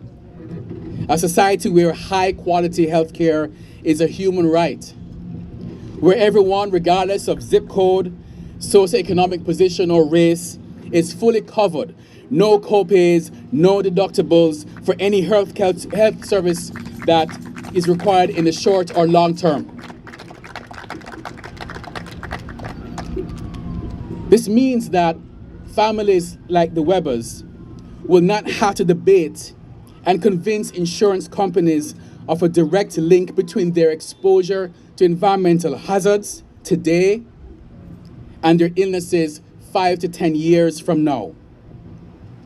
Universal health care would mean there is a structure in place for families to face whatever challenges emerge.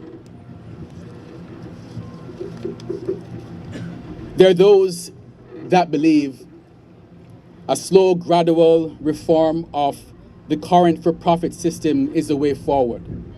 They believe that any sudden moves will scare away stakeholders from compromise.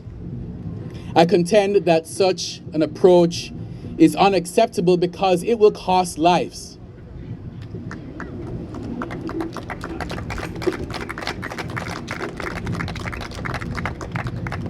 Know that they are entities that are deeply invested in upholding the status quo.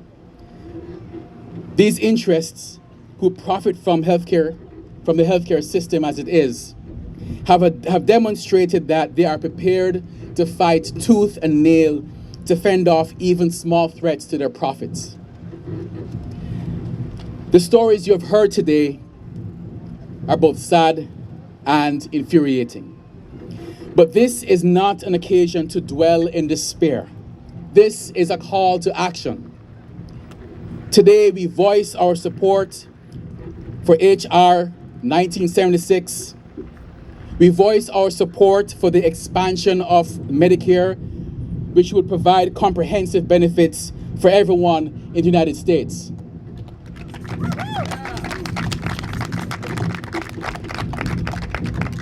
Let your political representatives know in no uncertain terms that you demand they stand against the inadequate medical care that exists under the current system. Let's play the long game. Find out who your political representatives are. Find out where they stand and ask them to commit to sign on to universal healthcare legislation. If there are representatives on the fence, let's continue to organize, develop campaigns to move them or remove them. Let them know that the will of the people supersedes the interests of big insurance and drug corporations. Let's keep our sleeves rolled up, because long after this day, the work of organizing, educating, and agitating will continue. Thank you.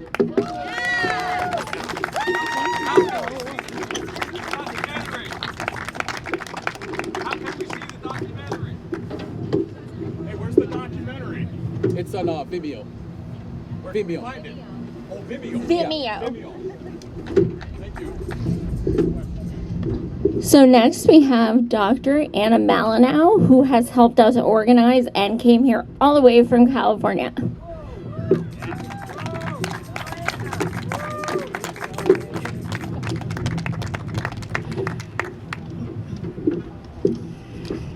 Well, hello, single-payer people. Thank you so much for hanging on. Let's make some noise. What do we want? Medicare for all. When do we want it? Now. What do we want? Medicare for all. When do we want it? Now. Everybody in? Nobody out. Everybody in? Nobody out. All right, I love that energy. Thank you, thank you. It's really great to be here.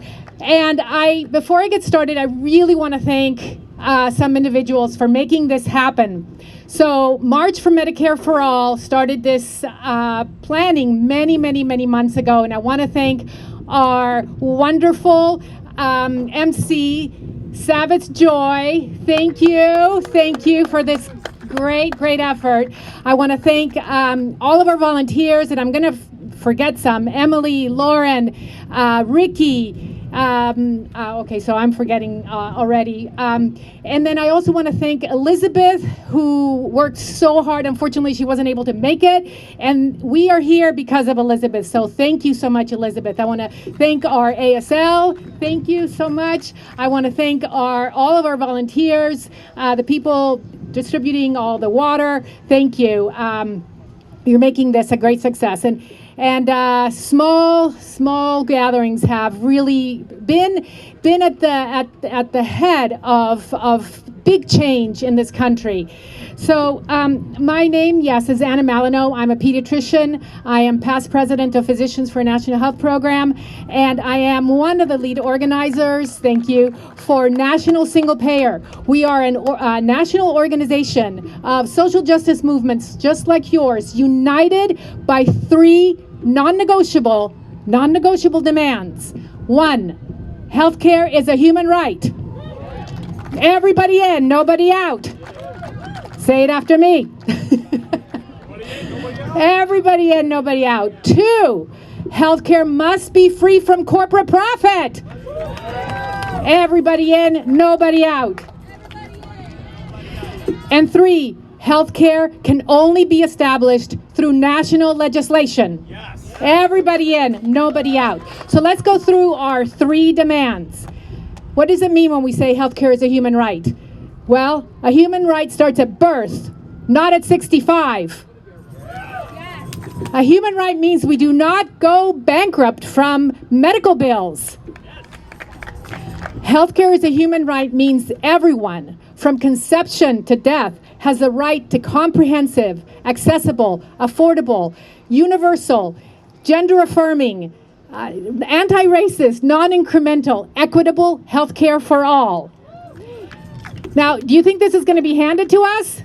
No. Are we going to have to fight for it? Absolutely.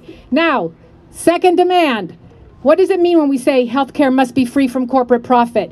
Well, let me tell you that while we were busy organizing this march for Medicare's birthday, so happy birthday, Medicare, government officials this past week, medical professional societies like the AMA, academic institutions from Harvard to Stanford, and health policy think tanks, and over 30 corporations, publicly traded, investor-owned corporations, convened at a summit.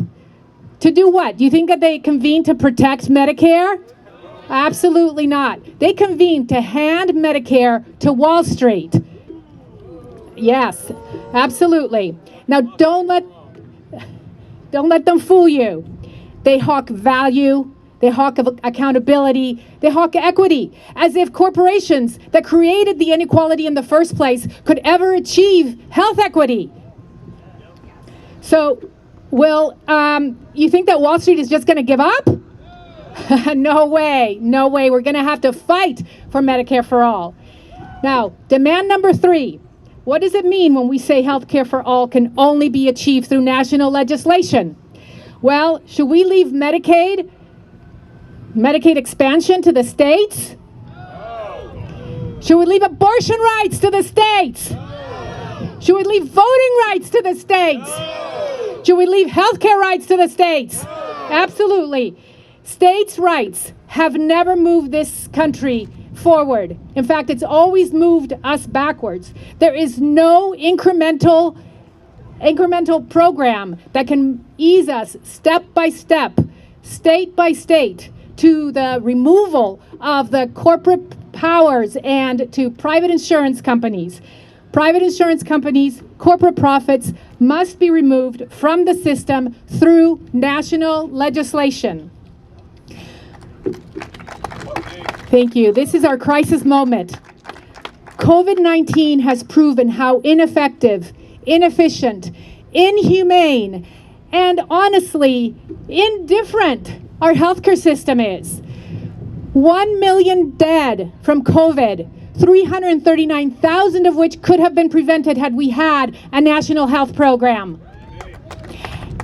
And I will tell you, all of us here today, we are going to be living 2.5 years less because our life expectancy went down by almost 2.5 years during the pandemic.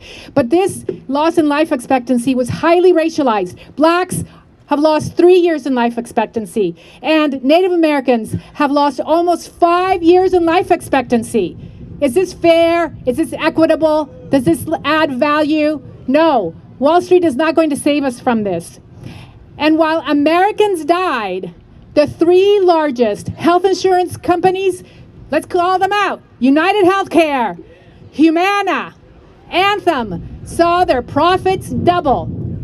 And the pre-tax profits of Pfizer, BioNTech, Moderna are how much? $1,000 per second. So since I've been up here talking, and I know that I'm going on, they've made $300,000. And how much are they going to make today to celebrate Medicare's birthday? $84 million. Today and tomorrow and the next day and the day after that, unless we stop them. Now we think this is normal. Well, breaking news. This is not normal. It's not normal to go bankrupt because you were uninsured during COVID. It's not normal to, it's not normal to go bankrupt because you were sick, and it's not normal to die from COVID because you were uninsured. And it's not normal to wait until you're 65 to get on Medicare. Where else? Where else? It's not normal to profit from other people's misery. This is American exceptionalism. Our malady is to think that we are exceptional when really we are alone. The imagination of our people in this country is so stunted that all we can imagine are dental visits for seniors and cheap eyeglasses for seniors. When just about everyone else on earth has world-class, excellent healthcare for much less, what do we demand? What can we imagine? Dental cleaning. Well, our job today is to open up people's imagination to what is possible and to what is our right. We are here, I'm not the first one to say this, speaking truth to power, because we know that power concedes nothing without a demand. And here are our demands. We have 3 non-negotiable demands. Healthcare is a human right. Say it after me. Healthcare is a human right. Healthcare is a human right. Thank you. Everybody in, nobody out. Everybody in, nobody out. Healthcare must be free from corporate profit. Healthcare must be free from corporate profit. Everybody in, nobody out. Everybody in, nobody out. Healthcare must be achieved through national legislation. Healthcare must be achieved through national legislation. Everybody in, nobody out. Everybody in, nobody out. Thank you.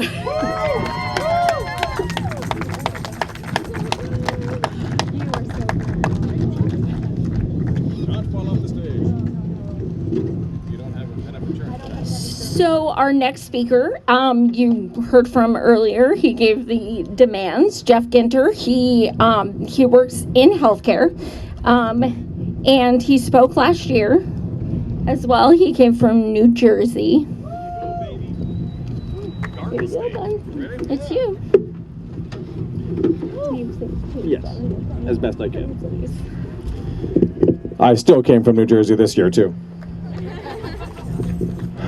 All right, so this is where things are going to get real. What we have right here is awesome. I love you all. This is insufficient. I'm sorry to be a downer. This is insufficient. Any march that starts at one point, ends at another point, insufficient. Everyone back there knows that they're expecting us to go home after this and do nothing but pat ourselves on the back, did a good job, you know, maybe we pissed some people off, maybe we did this, maybe we did that, who knows. But they know they can ride this out. They rode it out last year, they're gonna ride it out this year.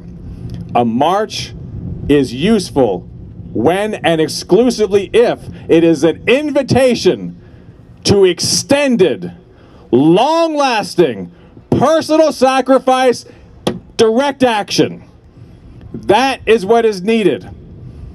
For over 150 years, the working class understood what it took to get the powers that be to actually do their goddamn jobs. And we have forgotten that.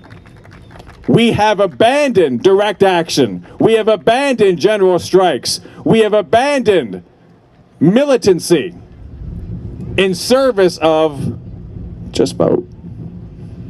You gotta vote. You gotta vote hard. Oh, I do. I vote hard every 2 years with my middle finger. Fuck you. But it's insufficient. Yes, everyone must vote, and there's numerous reasons why you must, but you don't ever have to vote for who they tell you to. Not once. If the person you want to vote for isn't on the ballot, write someone in. You want to get closer to 100% voter participation, nothing will turn the oligarchs' bowels to water faster than realizing that we are all active, that no one stays home. But no one is going to come out if most people have already seen that no matter who occupies those offices, nothing changes. They're not lazy. They're not apathetic. They're the only ones who have seen the truth. When you're going to have to wait for hours and hours and hours in line. And I'm sure you've heard in Georgia, it's illegal. What we're doing right here, giving people food and water, can't do in Georgia. They're waiting for hours and hours, tired and hungry. People aren't going to do that when they know that the whole system is rigged. No matter who gets in there, we die. So what's the missing ingredient? There were two, and Steve Grumbine started off with this. You must understand how the federal government actually works. It is not a household. It is not a state. It is not a municipality.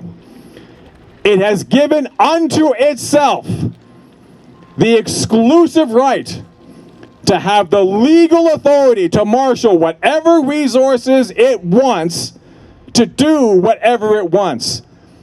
And you see this everywhere. Whenever someone that they like wants something, it's done in a heartbeat. When Wall Street needs to be bailed out, it happens like that. They don't even debate it. Don't fucking tell me that Congress is too slow to act, that they can't get shit done fast. When their corporate masters want it, it gets done. It gets done in seconds. So if they want to do it, they can do it. I want everyone to understand this.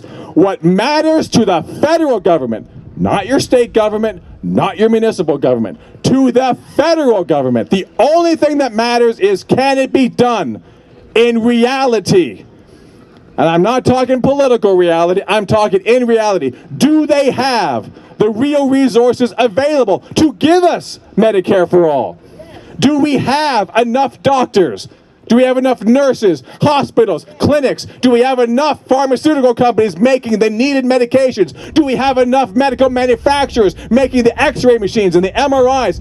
If we have these things, the federal government can pay for it in seconds. It takes a vote and a signature, and that's it. If we don't have it, and they still sign, we're gonna have wait times. Because if you have the right to see a dentist, but there aren't enough dentists, when you make your appointment, say, yes, we can absolutely see you. You have a right to be seen. We'll see you in 5 years. We're already booked that far out. So when they make their legislation, one of the first things they have to do is assess the real resource capacity of our existing resources to be able to provide what we need. And if we don't have enough doctors, if we don't have enough nurses, if we don't have enough dentists, then those are resources that can be created. We can train them, we can import them. With the financial resources that the federal government has, if they want to go to the rest of the world and say, come be a doctor here, we will fund 100% of your practice, 100% of your research, we will get that shit done. If we don't have enough hospitals, 300 hospitals have closed over the last several years. They're just sitting there abandoned. We can retrofit them. We can get them back up and running. We can put clinics on every corner. The limits are the limits of your imagination. And I want to emphasize that. It's your imagination. They won't do it. You have to push them. 70% of the people say they want a national single-payer health care plan. Most of those people get easily scared off, not just by Fox News, also by MSNBC, CNN, the Wall Street Journal, the Washington Post, the New York Times, all these people that are owned by who? Corporations. They get scared off by how expensive it's going to be. When they ask, how are you going to pay for it? We should all be perfectly aware now, that's not the question they're asking. They're not asking, how are you going to pay for it? They're asking, who are you going to force pay for it? Are you going to tax the rich? Are you going to tax the poor? You're going to tax the middle class? Who is paying for it? Bullshit! That's not how the federal government spends. That is not how they operate. They don't tax the rich to get that money and put it into a pool and then divvy it out. Tax the rich. Yes, tax them into the fucking Stone Age. They're way too rich. They use their riches to gather all the resources that we need to live, and they hoard it for themselves. Corporations are buying up aquifers, the natural water supply, the building blocks of life. And corporations have acquired the legal authority to own all that shit. It's ours. It belongs to the people. But the people will not take possession. Why? Because they've been convinced that they can't. They've been convinced that it's too expensive. They've been convinced that their betters know better. I'm here to tell you that is fucking bullshit. They do not know better than you. But they do know some things most people don't, because they've spent the better part of 5 decades telling you that taxes will pay for spending. That if you want X amount of dollars for social programs, then you have to cut programs here or raise revenue there. No, you don't. That has never been the case. We could take a vast swath of the American population who otherwise want these things to happen. But 2 things happen because they're afraid of the cost. They either say they want it, but they're not going to fight for it. You're not going to be an obstacle, but they're not going to be an ally. And we need them to be allies. Or they're going to actively fight against you. I'm already taxed too much, I can't afford any more. That's not how it works. And they need to know, because we need them to come out and fight. Because we got 50 people here. Out of 360 million people, 50 people came out today. And I love you all for coming out. But this is not enough. We need more. The American Southwest is going to be out of water in just a number of years. The southern part of Africa is pretty much already done. You're not going to hear that on the mainstream media. They don't want to start a panic. No, they just don't want to tell you what the fuck is going on. They don't want to tell you what the result of colonialism is, what the result of extraction from those shithole countries. They're not shithole countries. They're beautiful, incredibly powerful, rich countries. There's a reason we go there and steal everything that they have. The countries are rich. The people are poor. That's because of us. And if we're not actively fighting against that, we're passively saying, okay. Yes, silence is violence. What I'm asking of each and every one of you is a massive undertaking. We are overburdened.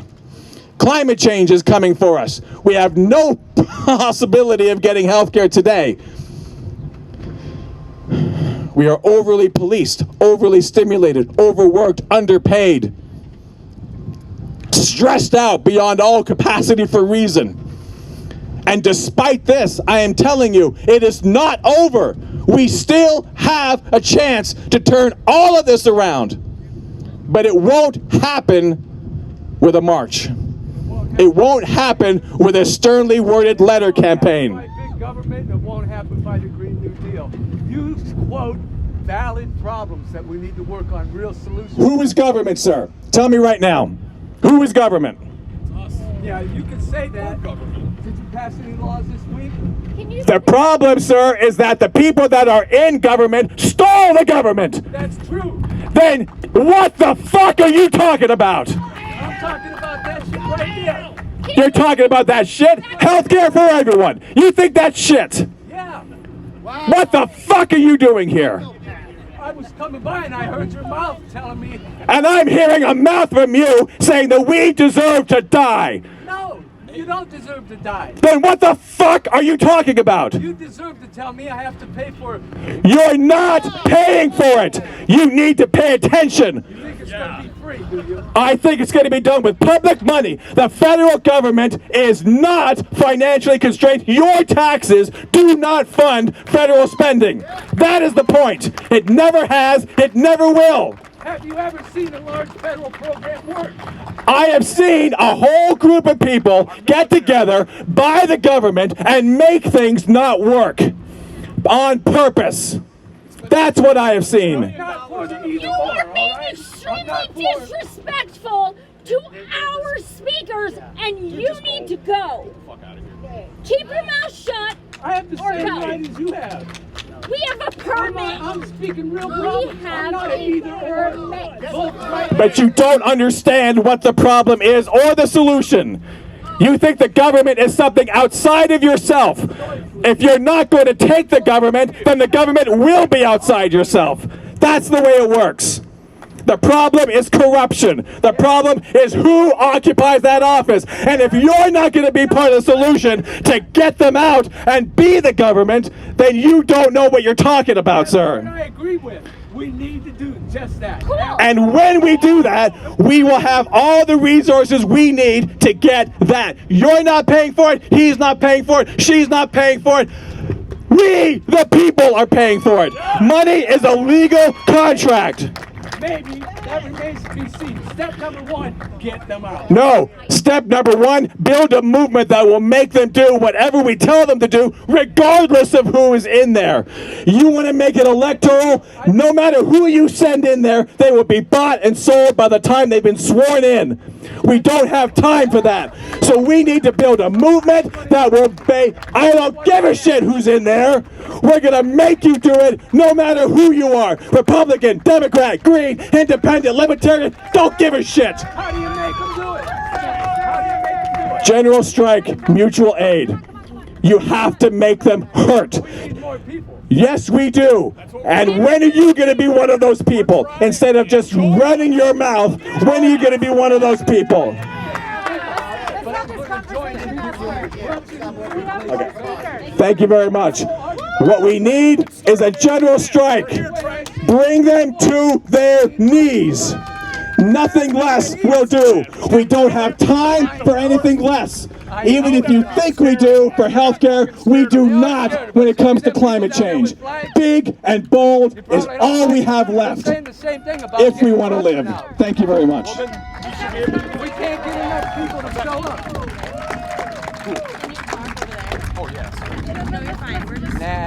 Okay, so we have one of the most important, powerful people who are in our lives today.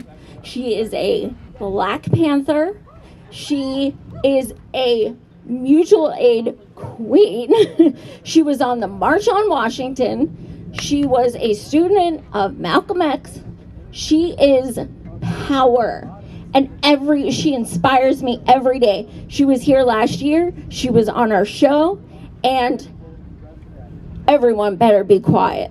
Because she deserves respect. And she deserves to be heard. So please welcome Rev Annie Chambers.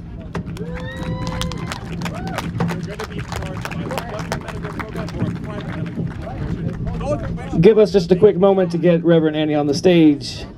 If you don't already follow us on Facebook, Twitter, Instagram, Reddit, YouTube, you can follow us there, and TikTok. Zach runs our TikTok. He's right there. Thank you, Zach.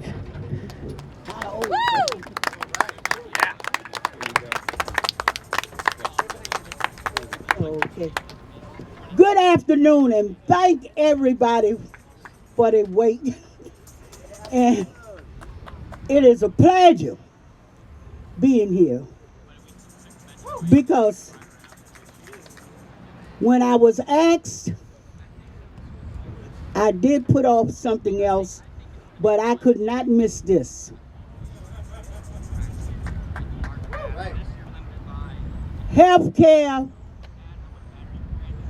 medical care, all I feel is a human right. All over the world, there should be health care. In some of the countries that we mock, people get the very best health care. I'm a product of Minister Malcolm X. I'm a Black Panther. I had the opportunity for the many years of going back and forth to Cuba. And some of my sisters and brothers are still there that was in the party with me. Health care in a country that we put a blockade around and we denied goods. People got the very best health care you can get. Some of the finest doctors and health care providers in the world is in Cuba. Now I sat here with a heavy heart today because when COVID struck, I worked with people like myself who are poor, unemployed, and poor low-class working people. And I seen people fall dead in the street. The hospitals turned them away. I even seen people with that bull, help me Jesus, with that bull job, Obama bull stuff, insurance. See, I'm here, I'm gonna say good words. But with his bull job and insurance, died. I lost 5 people in my family, and 4 of them I put diapers on. 4 of those young people died, and they had what you call a limited health care insurance, and they were sending them home. And one grandson that I fought so hard for him to have a life because he was born without a tutorial gland, and they said to me and my daughter, well, he's never going to grow. But that was 30 years ago. They had a serum out then that could help you grow, and they said it costs too much. But I tell y'all, God spoke to me, and I gathered up every child, every grandchild, every niece, nephew, and went and we sat in and tore up Congress. And one of the congressmen then was Kwesi Mfume. And they said, who is these people and where all of them come from? And Kwesi bust out laughing. He said, you see that little short woman over there? All of them belong to her. And it was over 200 and some people. But they were my children and grandchildren and some of my nieces and nephews. And when one of the Congress people came out and asked me, they said, well, ask them, what is she doing, Kwesi? They had guards and everything running up. They didn't want to be shown to lock up little children. Because I told my grandchildren and everybody, turn up! Turn the damn place down! Turn up! And that's what they were doing. They had water pitchers drinking out their glasses and taking everything they had. And they said, what is they doing? Where they come from? Kwesi said, oh, she lives in Baltimore. She's one of my constituents. But I ain't going to say nothing to her because I got to go back to Baltimore. Okay? And he know he would have got his behind beat. And I don't mean with my mouth either. You know? But they said, what you want? I said, you have a serum or medicine that can help my grandson grow. at least to be a normal. He wasn't going to even be a draw. He looked like an infant baby when he was 5 years old because he didn't have anything to help him grow. He didn't have that gland.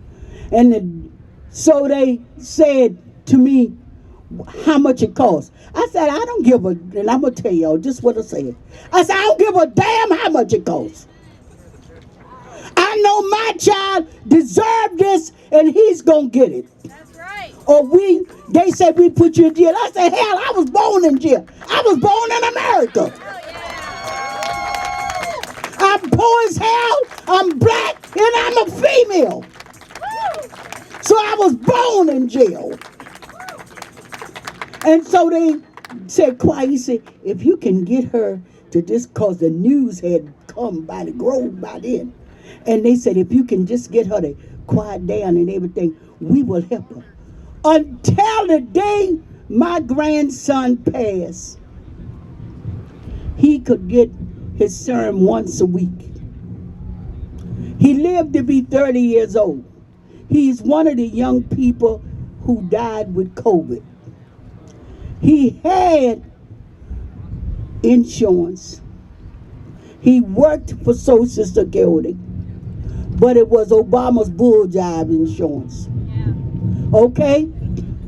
And they told him after testing positive and everything to go home, and gave him some cough medicine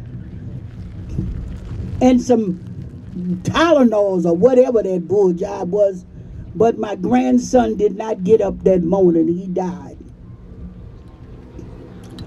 My daughter carried her husband to the hospital, who was the regional manager of Social Security. And they told them to sit in the waiting room, and my son-in-law died. I got a call from my granddaughter saying, I can't breathe, I can't breathe. And I said, well, get to the hospital. She got to the hospital, and they wouldn't let her in the door. She fell dead, China, right at the hospital door. She fell dead trying to get in the hospital. If you want to ask me how I feel about America, I say, God damn America. I don't care. I don't care about America. I'm a socialist. That is the only somebody I would vote for, and I'm going to tell y'all, everybody holler and vote. If Bernie ran for president, I'd vote for Bernie Sanders. But anybody else can go to hell. I won't vote for him. And I'll get out and work against him. Because at least he talked about health care. And at least he talked about caring about people. When they came to me and said, well, you know, are you going to come and help us with Obama? I said, what did Obama do? You know, I know about him in Chicago. Okay? What did he do? Well, he's black. I said, that's his mom and daddy business. I ain't got nothing to do with that. I'm black too. He did nothing to help us. I tell people right now, when they want to holler about Obama, I said, name one thing he did. Tell me something he did. The health care, that garbage he throwed in, many people suffered from. He did nothing for us. Health care should be a human right. And the brother said it. You see, Minister Malcolm taught us this long time ago. You only get what you organize to take. You only get what you organize to take. Now, I'm saying, how do you take it? You take it by kicking out the people that's there. And you don't put in people that's going to talk out the side of their mouth when they get there. We need to change this country. We need a big change. Whoever thought, let me tell y'all, I fought hard for a woman to have the right to choose what happens with her body. And they said to me, well, you're a minister. I said, yeah. So you think I shouldn't have a mind? I hate them preachers want to play their bullshit. Oh, Lord, help me, Jesus. Who want to play their bullshit. And they sun them on in disco. See, I can't deal with that. You must look at the truth. The truth. Now, when they said now that they have completely cut off abortions, I want a man to have a baby. I sure would like to see Joe Biden have a baby. I'd like to see that big bubblehead Clarence Thomas or living lip, oh help me Jesus, person, because I call him other names when I'm just by myself, you know. I call him other names. But I'd like to see him have a baby. See, health care is based on a lot of things. When you talk about the children in the fetus and the womb and all of this, no, I said, no, you want them to come here, starved to death, uneducated, being abused and beaten. And the prison system is made up of them. And now you want to talk about what rights they have? You haven't given them any rights. You have taken all human rights away. And until we can stand up, and we should gonna have to organize. I tell people all the time when they, is my mayor back there in Baltimore have said, he didn't say it to me because he's scared to say it. He know I'll slap the hell out of, I'll slap him. But anyway, he sent the message by somebody. When it asks her when she gonna retire, I said, you go back and tell that little funny looking thing that I said. I'm 80 years old, be 81 next month on the 18th. But I'll be here for 100 years because me and God made that deal. See, I made that up. Me and him made that deal. So I got another 19 years to kick his butt. And kick his granddaddy's butt if he comes. And all the others. Because we have to fight. We have to organize. I tell people my age, well, I'm old and what can I do? I said, get up off your ass and do a whole lot. That's what I said. Get up and do there's a whole lot you can do. Instead of going there pulling the lever for the same old dog. Because, see, when they want to talk to me, and health care is a human right thing, and then do nothing about it. Why run your mouth if you ain't going to do nothing? Why run your mouth if you can't stand? Oh, well, girl, I can't walk that good. I say you got a chair like me, roll along in the demonstration. Stand up in the demonstration. If you got a walker, walk far as you can with that. We got to get out and make it our duty. But everybody, every minister should have his church out here today. He should have his congregation out here. We're talking about a real important thing. We're talking, we want to fight for what's really involved keeping our next generation.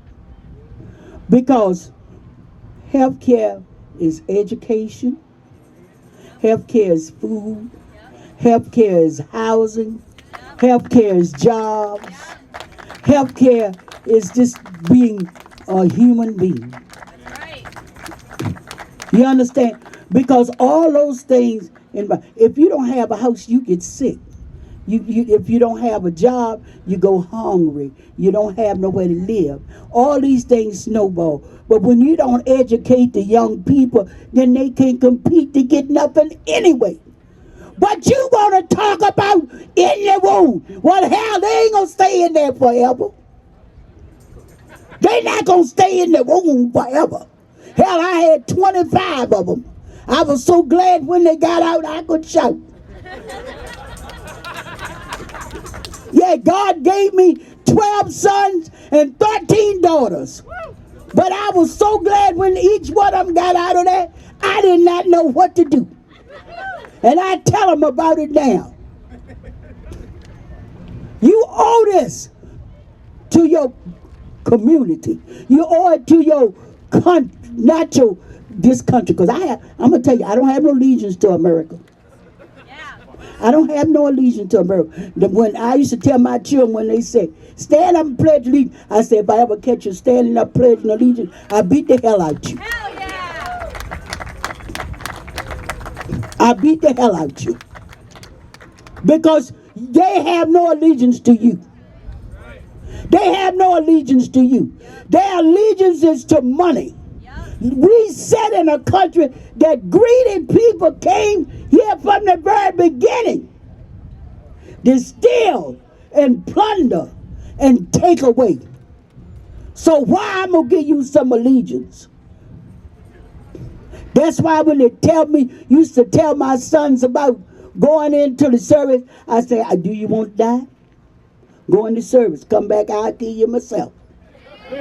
I'll kill you my damn self. You understand? Because we have nothing in this country. And when they want to talk about race, let me tell y'all, I've been all over America, all up in the hills, and all up in the mountains. And I've seen poverty in all races, all colors. Okay? I've seen poverty. I know what poverty looks like and what it feels like. When you can see the sewage running down the back of houses, when you can see people living in shacks, and when you can see as close as right here to the Eastern Shore, people living in chicken shanties. I've seen these things, and it comes in all colors. It comes in all colors. As we was coming over here, and I'm going to end with this. This my son, Ian. Everybody. We were talking about reparations and what should happen. Well, hell, the biggest reparation I want is health care.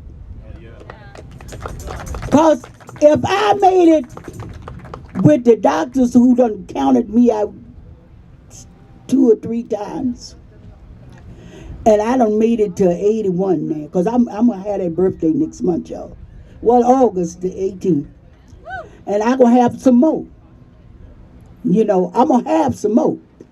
But imagine if they'd have gave decent health care. They even did a statistic. I was looking at Oprah and them, and they were talking about how women were dying in childbirth. But they got it right in the womb. But the mother is gone. You understand? Women are dying because of lack of health care. Health care in America. We live in the richest country in the world. When they want to put out some money, didn't take them long to get it. But when we talk about taking care of us, the workers, the people that just, if it don't be no workers in this country, it would collapse. I'm a retired social worker, and I used to tell my co-workers, if these people weren't here, you'd be on the damn line like we was before. You'd be in the welfare line yourself, trying to get something. So treat everybody like you want to be treated. Treat everybody like you want to be treated. And we need to stand up. You know, this is a good gathering. Because we don't have people. We need to organize people to go over there in Congress and kick their ass. That's what we need to do. We need to go kick some ass. You understand? Because as long as we have rallies and marches, they say, okay, they out there making some noise and they doing this. You see, that was the difference between Minister Malcolm and Minister Martin. Well, the time done gone now, we done prayed. God done heard them prayers. We need to start doing some action. Get up and start swinging. We got to start swinging. Now, I'll tell you in a minute that people who are afraid to go to jail, and no, I ain't never liked going to jail. I used to go there every week, but I didn't like it. But somebody had to go. Some stuff had to be done. As my son said now, he used to say, they said, where your mother? He said, she in jail. And they knew it. My children knew it. And I thank God that I was able, he put me in a position to have people around me that could support me so that I could go to jail. So that I could fight. Because if some of us didn't go to jail and some of us didn't fight, we would not be able to do none of the things that we are doing. And I'm going to tell you, when I look back and see all the rights that's been taken away, like I said, I fought hard for a woman to have the right to choose. And then here go old bubble-eyed, bald-head person come up with the excuse that, who are you? You can't even get a spinner baby. Let's don't get one. You don't have a right to tell a woman to suffer or what's in her life. That is between her and her creator, for as I'm concerned. So when they wanted me to come out as I said, no, that I don't, certain things you know that you don't deal with, read your Bible, that you supposed to advise and help. Now, it's not my job to come and tell that woman she got to have a baby. Hell, if somebody asks me that I won't mind 25, no, I'm going to tell you the truth. Hell no, I didn't want them. No, I'm going to be truthful. But I was a little girl and I got married. And my daddy married me off. And so the man just kept getting babies after babies after baby. And you know, everybody was like, I'm a Catholic, y'all. I want y'all to know that. I was a Catholic. And then the priest and my daddy, oh, you've been blessed. I'm going to tell y'all, when I had that last baby, I got down on my knees because I could still have children when I had my last child. But I got down on my knees and I had a talk with the Lord. I said, Lord, thank you for all the blessings that you have done. Please don't bless me no more. Don't bless me no more. Don't bless me. Because you got to understand what it does. I don't know, like I tell men, you don't know what it takes out your body, what it does to your body to have a child. It is a gift, and then it's a wonderful thing. But you don't have that right to decide. So I'm saying the Supreme Court, even I want them to get rid of all them old ass people and setting up there doing nothing, making no decent laws for people. And even now, I'm going to tell y'all that my fight that I'm already started is that when they want to attack same-sex marriages, I'm ready to fight. Because everybody have a right to love anybody they want and to live any way they want. That's between you. I can't tell you how to live, nor can you tell me. So I am ready for those things, and we better look out for all the dirty dirt with health that healthcare contains of right now. We have to fight to make a change. I thank y'all for having me here. I thank y'all for asking me to come, because every year when I get the call, I said I have to go there to speak.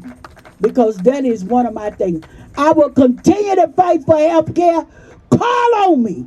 I don't care anything I can do. I want to do it. And I want to do part of the organizing to get more people involved. Because we definitely need to let poor people know that they have to come out and be involved. They think it's nothing they can do. And I tell them every day, yes it is. I'm poor like you, but I'm fighting like hell. Thank you. God bless you.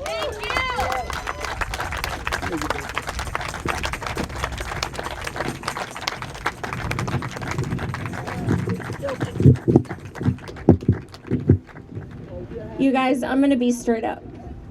You just saw a civil rights hero. Right.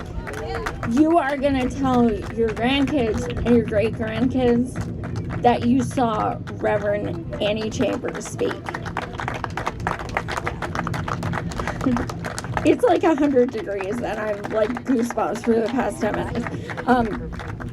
So our next speaker has come to us from Vermont.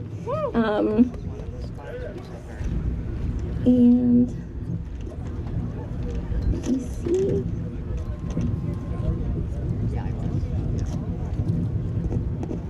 And okay, there she is. She is a proud Lakota woman, and she is representing Indigenous people and their fight for healthcare. She has been an activist for decades, and she's just phenomenal. So please welcome Mary Gerisch.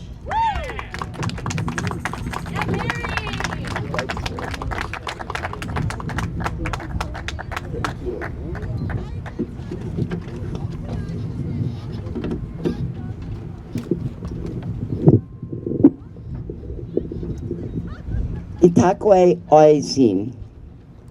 That means we are all related. It's a traditional Lakota greeting, which I think is especially appropriate for a day when we are talking about human rights and healthcare.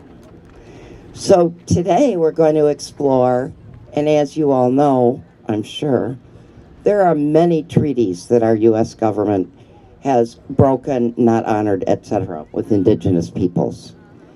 But what we're talking about today goes way beyond that.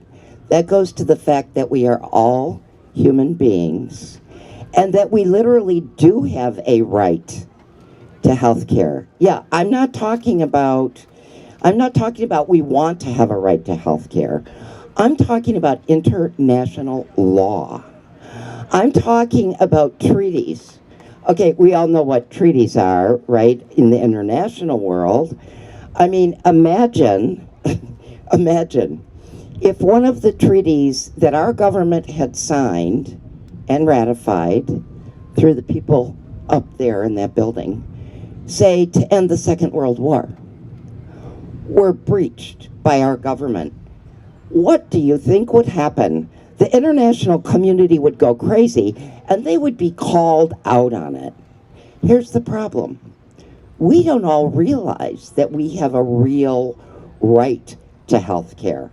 I mean, really, 3 or 4 treaties, some of which were ratified and some of which were just signed, but either way, it is international law that we have a right to health care.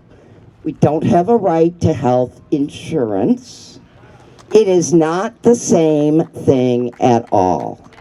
And in our country, people put an equal sign between the two. And honestly, I've been over in Geneva talking about this, and even some really well-experienced, intelligent, wonderful activists from our country go over there and say, you know, I never really thought about the fact that when we talk about healthcare as a right, I was thinking about health insurance. No, it's not the same. People die for lack of health care. In fact, in our country, we have the highest maternal and infant mortality rate of any industrialized country in the world, okay? We also have the lowest life expectancy, and this is even before COVID, but you can imagine what it's like now. lowest life expectancy of any industrialized country in the world. People die for lack of health care in our country once every 2 minutes. Do you know how many people that means have died since we have all been assembled here this morning? It is crazy, and it is not right, and we need to educate our legislators about health care actually being a human right. So, yeah, we have to come out and educate each other, our families, our relatives, any organization we might belong to, that no, we're not trying to get this as a right. We already have this as a right. We need to name it and claim it. And we have to do that in so many different ways. One of the ways is, of course, passing federal legislation for Medicare for all. But there's another way. People in other countries also don't always realize that, for example, our government, when they passed Obamacare, they touted this to the international community as a really big step forward in health care. What? It's not about health care. It's about health insurance. People still die every day because they can't afford, and even people who are insured under that act can't afford deductibles, can't afford copays, and they die. Now, we have a human right to be cared for by our government in a health care system, not to die from lack of it. So what we want to do is we want to call this situation to everybody's attention. Not just those of us who are here today, not just all of you wonderful people who are watching this on Facebook now or in the future, not just all of the wonderful organizations and folks that we've heard from today, but everybody. We need to educate every organization. We need to educate, the most that we need to do is educate our government, because they have been getting away with telling the United Nations that they're working on this. And of course they support it. They forgot that when Eleanor Roosevelt first took the Declaration of Human Rights to the United Nations, and she's, as you know, was from our country, and the United Nations approved it and set up a Human Rights Commission that we don't really care about much in our government anymore. I mean, we like to go there and we like to say, oh, those guys in that country are violating their people's human rights, and we're going to call them out for it. Well, guess what? We need to call our government out for it, now more than ever. Particularly since we have people dying from COVID just disproportionately based on their ethnicity, especially folks on the reservations, based on their economic status, because they just can't afford it. What, should they not feed their family and go get treated for COVID and let their family die too, and then you have more than one death to account for our denial of the right to health care? No, probably not a good plan.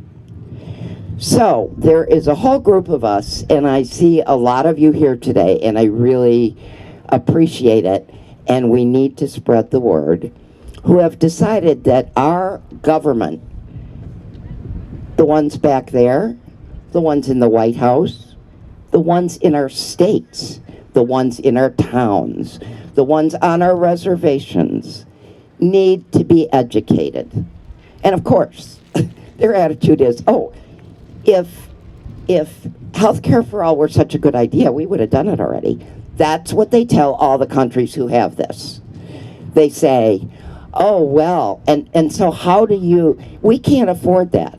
Okay, so how do you account for the fact that a simple healthcare item like an MRI in our country costs more than 2/3 what it costs in France or the UK for the same machine and the same services. It's because, as we all know, but we need to remain aware of, it's because it's not about healthcare right now for our government. It is about insurance companies making profit off of our suffering and our deaths. And that is not only a violation of our human right to health care, but it is tragic and unacceptable. So we are going to be filing, a group of us, and I hope a lot of you will join us. We are going to be filing a complaint with the United Nations Human Rights Commission. Now, in case you're not sure what that is, this is a human rights commission that meets in Geneva, and they address these issues. And there are people on this committee from many different nations, and they find out, the first thing they want to know is, did we exhaust all our remedies domestically? What remedies? Our government doesn't recognize we have the right, so no, we probably didn't yet. And we probably can't, because we don't have a human rights commission, despite UN recommendations for many years in our government. So what we're going to do is, and we have organizations now who have agreed to sponsor the complaint to the United Nations Human Rights Commission. And those are, of course, March for Medicare for All, and the All Unions Committee for Single Payer Health Care, and National Single Payer, and Real Progress. Oh my gosh, thank you. I don't want to leave anybody out.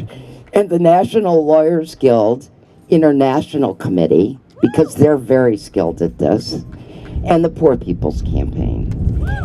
And we want other organizations to agree to sign on, preferably national organizations. But the real important part of filing this kind of complaint is that, as we all know, because we've heard so many stories today, and it just touches your heart. I mean, you're not talking about philosophy. You're talking about human suffering. And when we look each other in the eyes and talk about human suffering, I mean, I can remember at some kind of a party rally a number of years ago, a party that isn't in favor of single payer. And I can remember people coming out on the stage and saying, oh no, we don't want health care for all. We can't afford it, and it won't do anybody any good. And the audience cheered. Now, I bet you, if they had had somebody come out on that stage and tell a story about their personal experience with someone dying or about to die from lack of health care, I can't imagine the audience cheering. Because we are all human beings. And whether we like it or not, to stand there and look someone in the eye and hear about their suffering has an impact, even if you're trying to ignore it. So what we need to do for this UN complaint, we need stories, like the ones we've had today, any kind of healthcare horror story. Did you go to the hospital and get a bill for $6,000 that you couldn't pay and might have put you into bankruptcy, or that you had to not repair your car because you couldn't afford to pay your hospital bill? Can you not even buy insurance because you can't afford the premiums, let alone the co-pays and the costs? There are so many healthcare stories we can tell, and we have to tell. And they will be recorded, and they will be either whatever is easier for you, either in writing or by talking to someone on the committee and relating it and having them transcribe it and then read it back, see if they missed anything, or by video. And these are all going to get sent over to Geneva, because we need the international community to call out our government for denial of a human right and a breach of treaties, for heaven's sakes. These are not just, these are international treaties. These are governed by international law. This is something we totally have to do. So anyone you know with a healthcare story, they can submit it to March for Medicare for All on the website. And please, we really need to do that. And I don't know how long I've been talking because I accidentally paused my timer. So I might have been talking before 10 minutes. I planned to talk about 8 minutes, and I could let you know that during the time I've been talking, 16 people died. So if I've talked longer than that, it's more people than that. We cannot avoid telling our stories and bringing international wrath down on our government anymore. Thank you.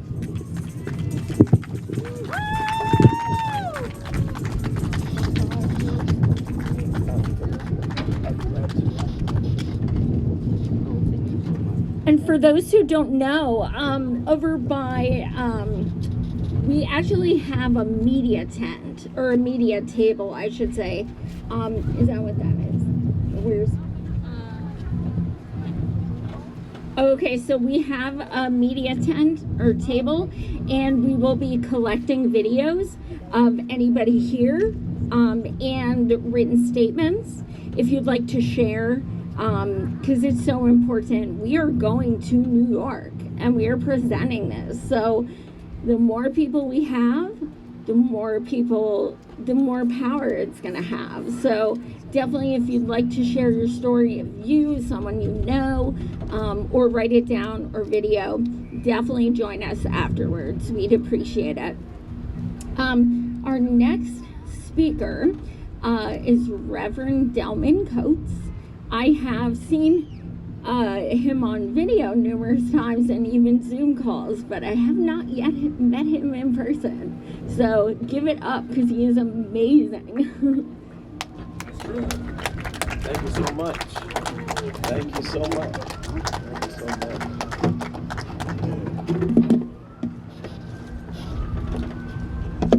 Well, good afternoon to everyone. So delighted to be here today, to be with you today on this important occasion. My name is Delman Coates. I'm the senior pastor of Mount Enon Baptist Church in Clinton, Maryland, where I serve as the senior pastor. And I'm also the organizer of the Our Money campaign. The Our Money campaign seeks to educate the public, activists, and organizers about the core insights of modern monetary theory, which have been discussed earlier today. In 1966, Dr. King said that of all the forms of inequality, injustice in healthcare is the most shocking and inhuman, because it often results in physical death. Underlying Dr. King's words is a fundamental moral stance that access to something as essential and necessary to life as healthcare should not be contingent upon one's ability to pay. It is callous, it is cruel to deny healthcare to anyone due to their inability to afford private insurance, particularly when we, without question, have the means and the ability to provide comprehensive health care to everyone, as countless other countries do. We should do so because the stakes are too high. Tens of thousands of uninsured and underinsured Americans die every year just to satisfy the greed of private health insurance companies. During the COVID-19 pandemic alone, it is estimated that over 300,000 Americans died of COVID that would not have if we had a system that provided universal coverage. This is a matter of life and death. That is why we are here today. But it is also a question of protecting the public from the financial predation and exploitation of the health insurance industry. Under the current private system, we pay significantly more than any other country in the world for significantly less and worse health outcomes. And it is an insult to our democratic principles of government that we still have a healthcare system that is of by and for the private health insurance industry. We must put an end to this utterly shameful state of affairs that puts profits over people and attempts at every turn to distract the public by falsely claiming that Medicare for all is not in the financial best interest of the country. They keep telling us the lie that health care for all is unaffordable and that it would raise people's taxes. But our presence today shows that we see through their lies. Their lies won't work because every day all across America, activists, organizers, and ordinary people alike realize that our goal of establishing healthcare as a human right in the U.S. can be achieved and responsibly paid for in the same way that we fund all other public priorities. For too long, whenever we have talked about healthcare for all, they have told us it can't be done, that it will cost too much. For too long, whenever we have demanded comprehensive, high-quality health care for every U.S. citizen, they have told us, well, it's too expensive, that the numbers just don't add up. To that I say, if we have money for warfare, then we also have money for health care.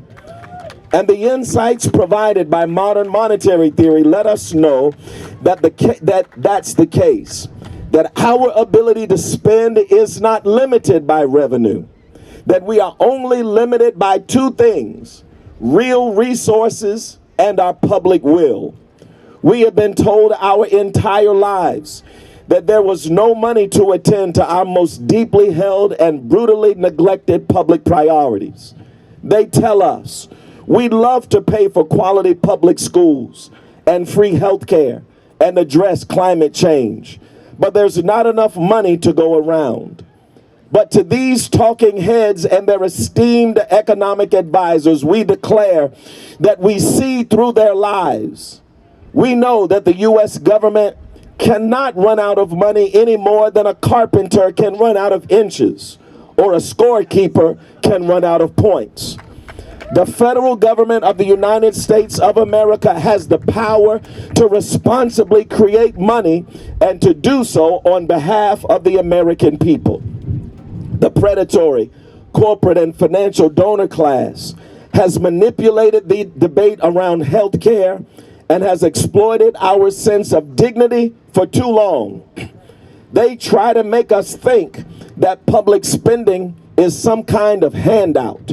Meanwhile, they are the first ones standing at the counter with their hands out, demanding corporate subsidies and bailouts. We will no longer be misled, and that is why we are here today. We know from economist Stephanie Kelton that one of the principal drivers of long-term inflation is healthcare costs. And bringing down healthcare costs will in fact ease inflation, not accelerate it. And Medicare for all, she said, would help us to fight and not fuel inflation. The reason modern monetary theory is so important for those of us who care about single-payer healthcare is because it removes the constraints that are typically used to limit our policy imagination. So we say to our critics that if we have money for bullets and bombs, then we also have money for the welfare of our bodies. If we can create money for tax cuts to the rich, don't tell us that we cannot create money for jobs, health care, and to address climate change. The challenge before us today is not finding the money. The issue is finding the public will. No one should have to die or go bankrupt because they get sick. No one should have to die or go bankrupt because they are in need of some critical medical procedure. We should not make decisions about health care of the American people based upon the profits it brings to insurers and drug companies. Free public health care is not about taking anything away from the American people. It is about giving something to the American people. It is about giving the American people hope.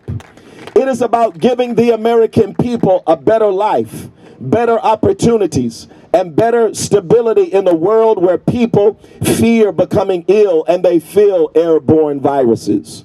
Free public health care is about giving people hope at a time in their lives when they are at their greatest need. We desperately need single-payer health care, and we need it now. We need a free, adequately funded public health care system that is accessible to all, and we need it now. It is time for us to say to Washington, no more excuses. Say that with me, no more excuses. No longer will we permit them to allow big donors to dictate and determine their votes. No more excuses. No longer will we allow them to set the agenda for the American people. No more excuses. No longer will we allow those whose business model is profit to profit from public pain. No more excuses. We are here to put those who profit from our pain out of business. So we say to Congress and to this White House, now is your chance to be a part of the solution rather than a part of the problem. Now is the time to stand with the American people rather than working against the American people when it comes to health care. Because from now on, there will be no more excuses. Say that with me again. No more excuses. Medicare for all now. Thank you so much for having me.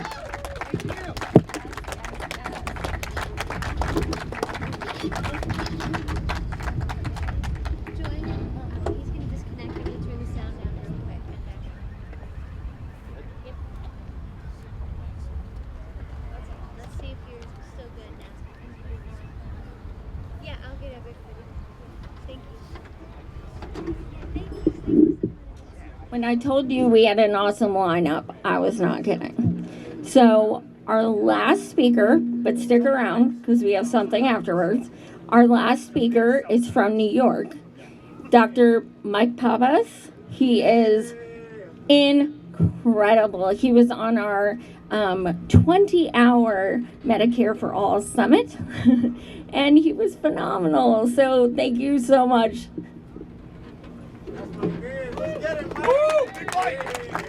Hyping me up. Now I have to deliver. Oh, you will. Can everybody hear me? All right, Joy hyped me up a little bit, so now I gotta try to deliver here after all of these fantastic speakers, all right? Okay, so hi everybody, my name's Mike. I'm a healthcare worker in New York City. I currently work at the nation's first overdose prevention center in New York, and I also work at a psychedelic medicine clinic in New York.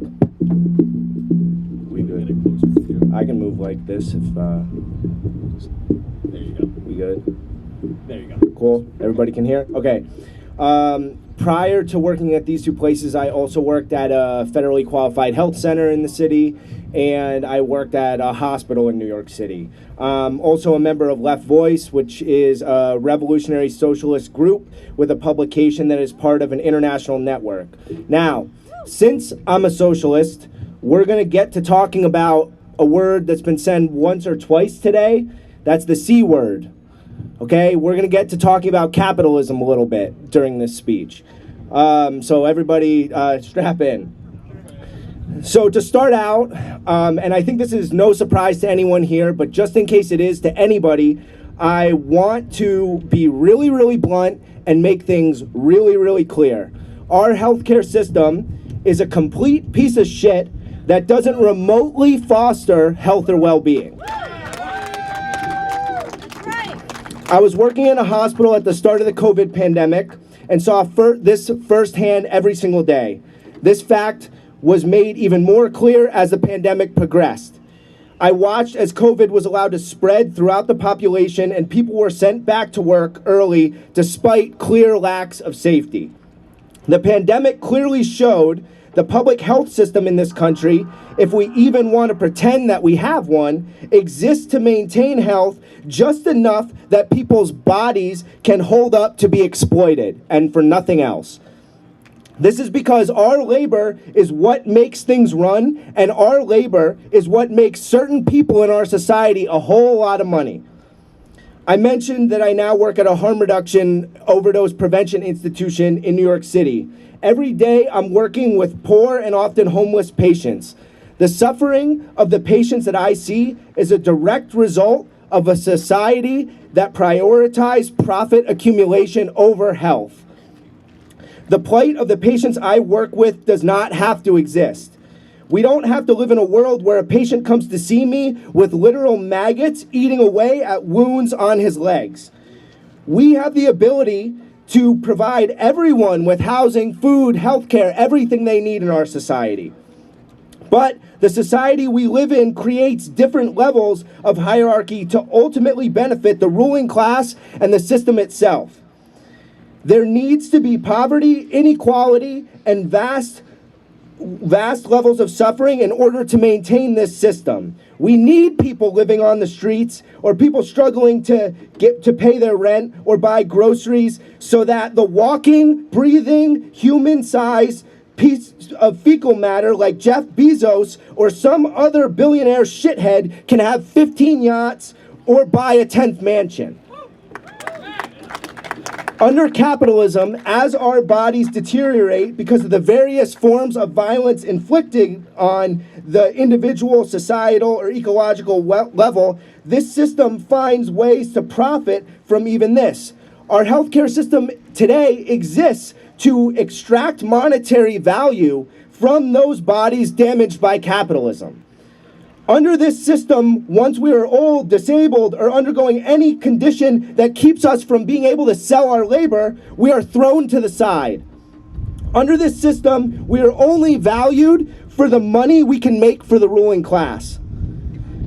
Today, the policies we see pushed by the ruling class and the organizations that they say are there to address our grievances are those that serve to maintain the system the way it is.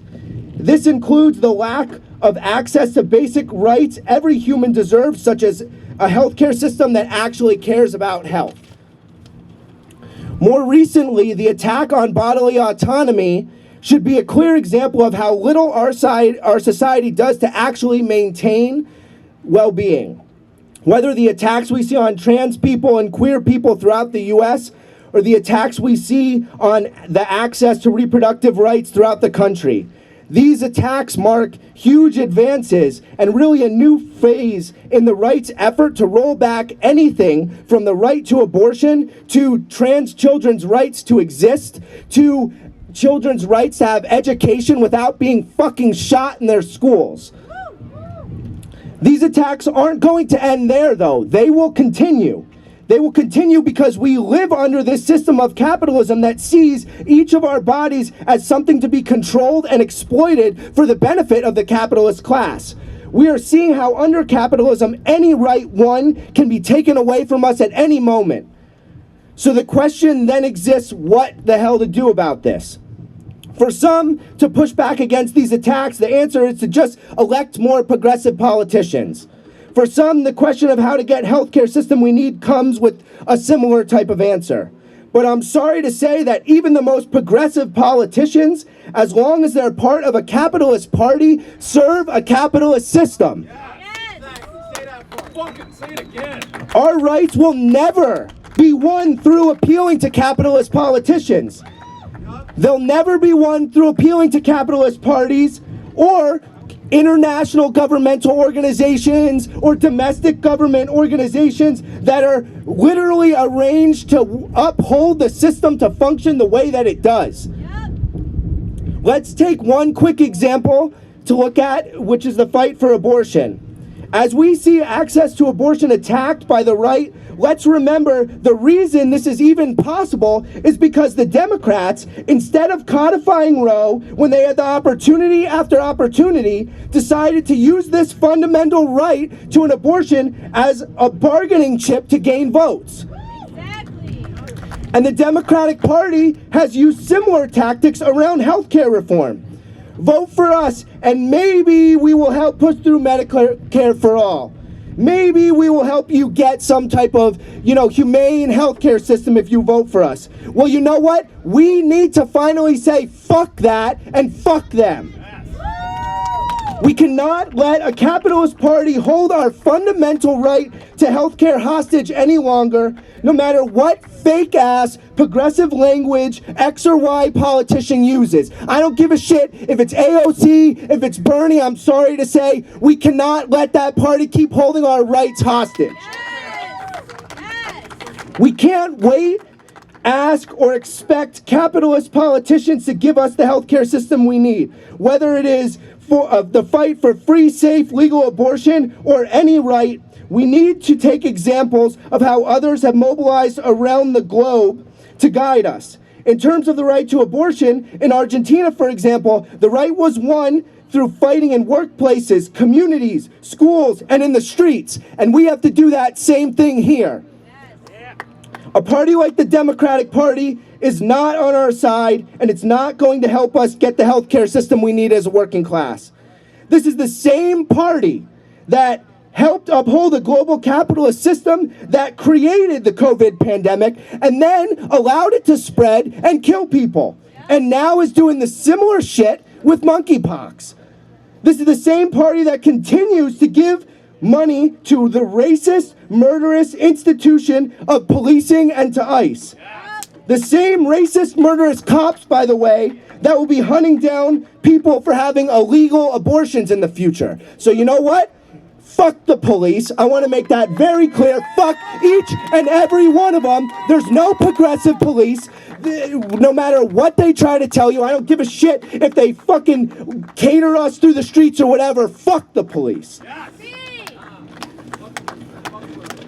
The Democratic Party is the same party that continues to pass military budgets and expand the military-industrial complex, by the way, funding that then leads to massive harm being done to the health of those around the globe. And the Democratic Party is the same party that continues to pass policies to put us on the path towards ecological collapse and destruction. We need to accept these facts to recognize how the party is not the lesser of two evils, but acts as the graveyard of social movements, funneling the energy of movements right back into upholding the capitalist system. For example, it was the Democrats who took aspects of the Black Lives Matter movement and funneled the radical aspects of that movement right back into supporting electoral campaigns. Or today, as abortion rights are under attack, the Democrats use feminism as a buzzword, leaving out the need for racial liberation, queer struggle and liberation, trans struggle and liberation, while telling us to simply keep our heads down and vote for them in the next election cycle, and then they'll handle it. It is these failures of the Democratic Party that then helps to create conditions where the reactionary right can go on the offensive. This is why the Democratic Party, along with the Republican Party, are both parties of capital that ultimately support and uphold the same system hurting us all. So let me repeat, neither party of capital will ever get us what we need. Our task should be not only to organize ourselves to fight back against the right-wing assault we're seeing throughout the country on all of our rights, but also to overcome the obstacle of the Democratic Party. We won't win our rights because of capitalist politicians. We will win our rights despite of capitalist politicians. Now, as workers, many of us may be part of unions or have friends or relatives in unions. Unions are supposed to be fighting organizations of the working class. But unions today far too often operate as top-down organizations not remotely controlled by the rank-and-file workers, and these misleaders of these organizations aren't on our side either. Our unions should be used as fighting organizations to mobilize workers in their workplaces and demand our rights. But instead, it's more beneficial for our unions to sit and bargain over shitty healthcare plans every fucking contract cycle and then call it a win and tell us all to pat ourselves on our fucking backs.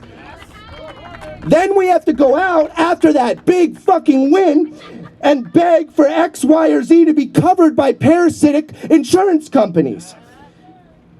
Keeping our health care limited to individual contract negotiations in workplaces also ends up ironically upholding the employment-based healthcare system that keeps us controlled and exploited by our bosses.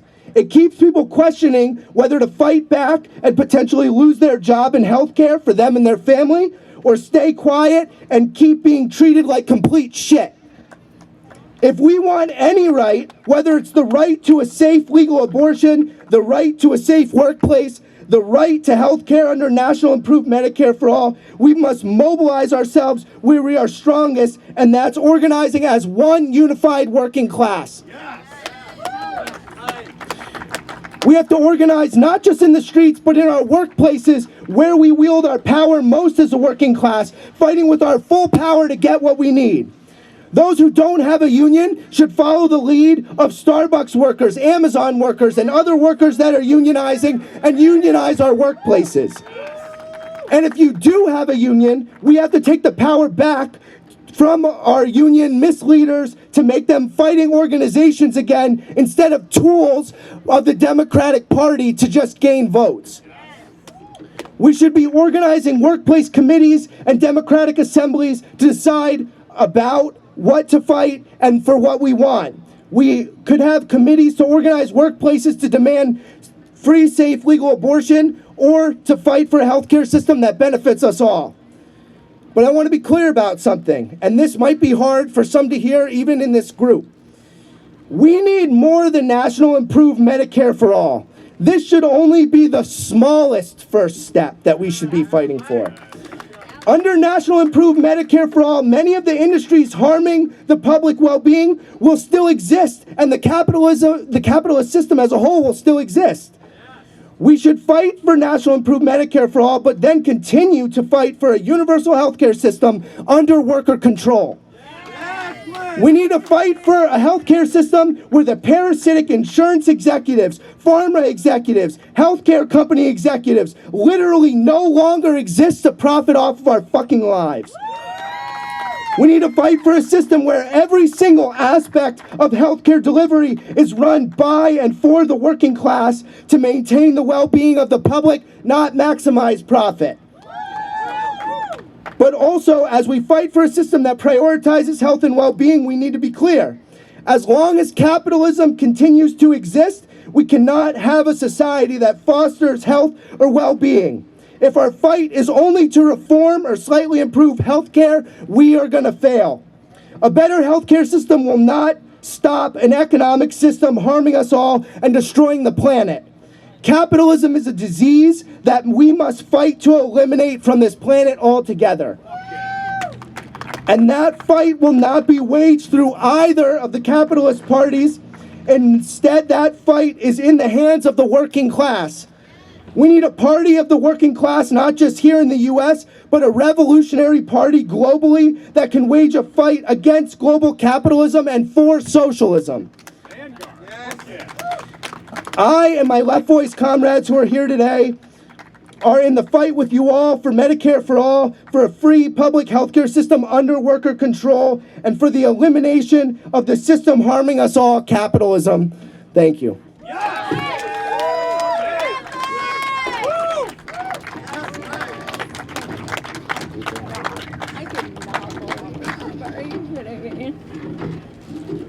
So at this point, I want all of the volunteers and co-organizers to come up front.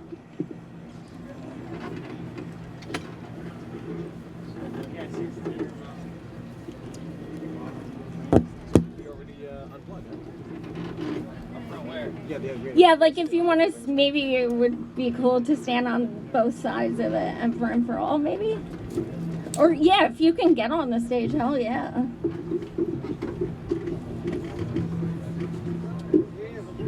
So every single one of us are volunteers. Every single one of us who give our time hours every day for months to pull this off. And there are some of us who have worked so hard who cannot afford to be here today. So I want to thank our team, whether they made it here or not, because it wouldn't have happened without everyone who chipped in and made this happen. I want to thank all the speakers. If you are a speaker, feel free to also come up. And so I want to thank Real Progressives again, because they've been amazing. Indie News, who has helped us with our summit and promotion. The Banks sisters, where are you? Just left. No! Awesome. They were with us yesterday and they were here today. Damn. But please subscribe because they're phenomenal. Ford Fischer, who covered us yesterday and is here again today. Subscribe to him as well. So Andy and Luke and Kami John, who are, yeah, there he is, woo! Who are behind the scenes people. Yes, his name really is Kami John. I don't know what his actual name is. He just goes by Kami John. I'm getting it legally changed. Awesome. And everyone who donated to us, who helped us make this happen. Just to give you an idea, this wheelchair lift that didn't even work, $2,000 to rent it. $2,000. And let's say the ASL interpreters, the medics, like there is so much that goes into this. And when you're all volunteers, we've relied on people who are passionate and want to help. So thank you to every single person who has donated. You have helped this happen. Yes, definitely. If you haven't donated and you would like to, we still have a lot of things to pay for. So you can do so at mforall.org. And we want to thank National Single Payer. We want to thank Indiana volunteers who did a solidarity march last Saturday. What? Indiana Jones?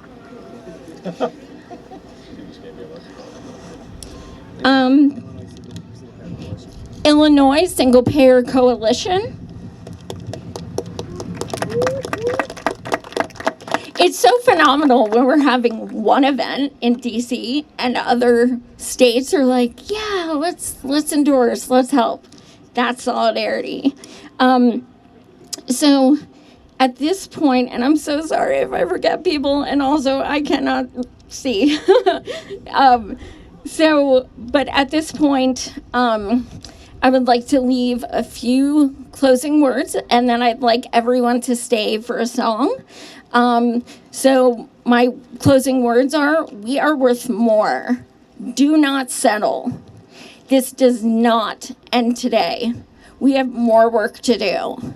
And all of us are out here traveling from across the country, many of us disabled, and who have busted our ass to be here. What is your excuse not to be?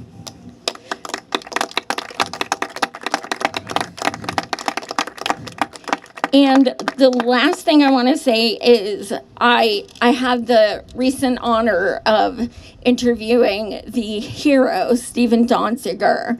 And for those of you who don't know him, he took on the machine and his life has been hell ever since. He took on Chevron for decades on behalf of indigenous people who had been poisoned by their water. Chevron finally lost the case, and they have never paid a cent. And now Stephen is being subjected to arrests for false charges. They made his bail highest in U.S. history, even though all he did was sue Chevron.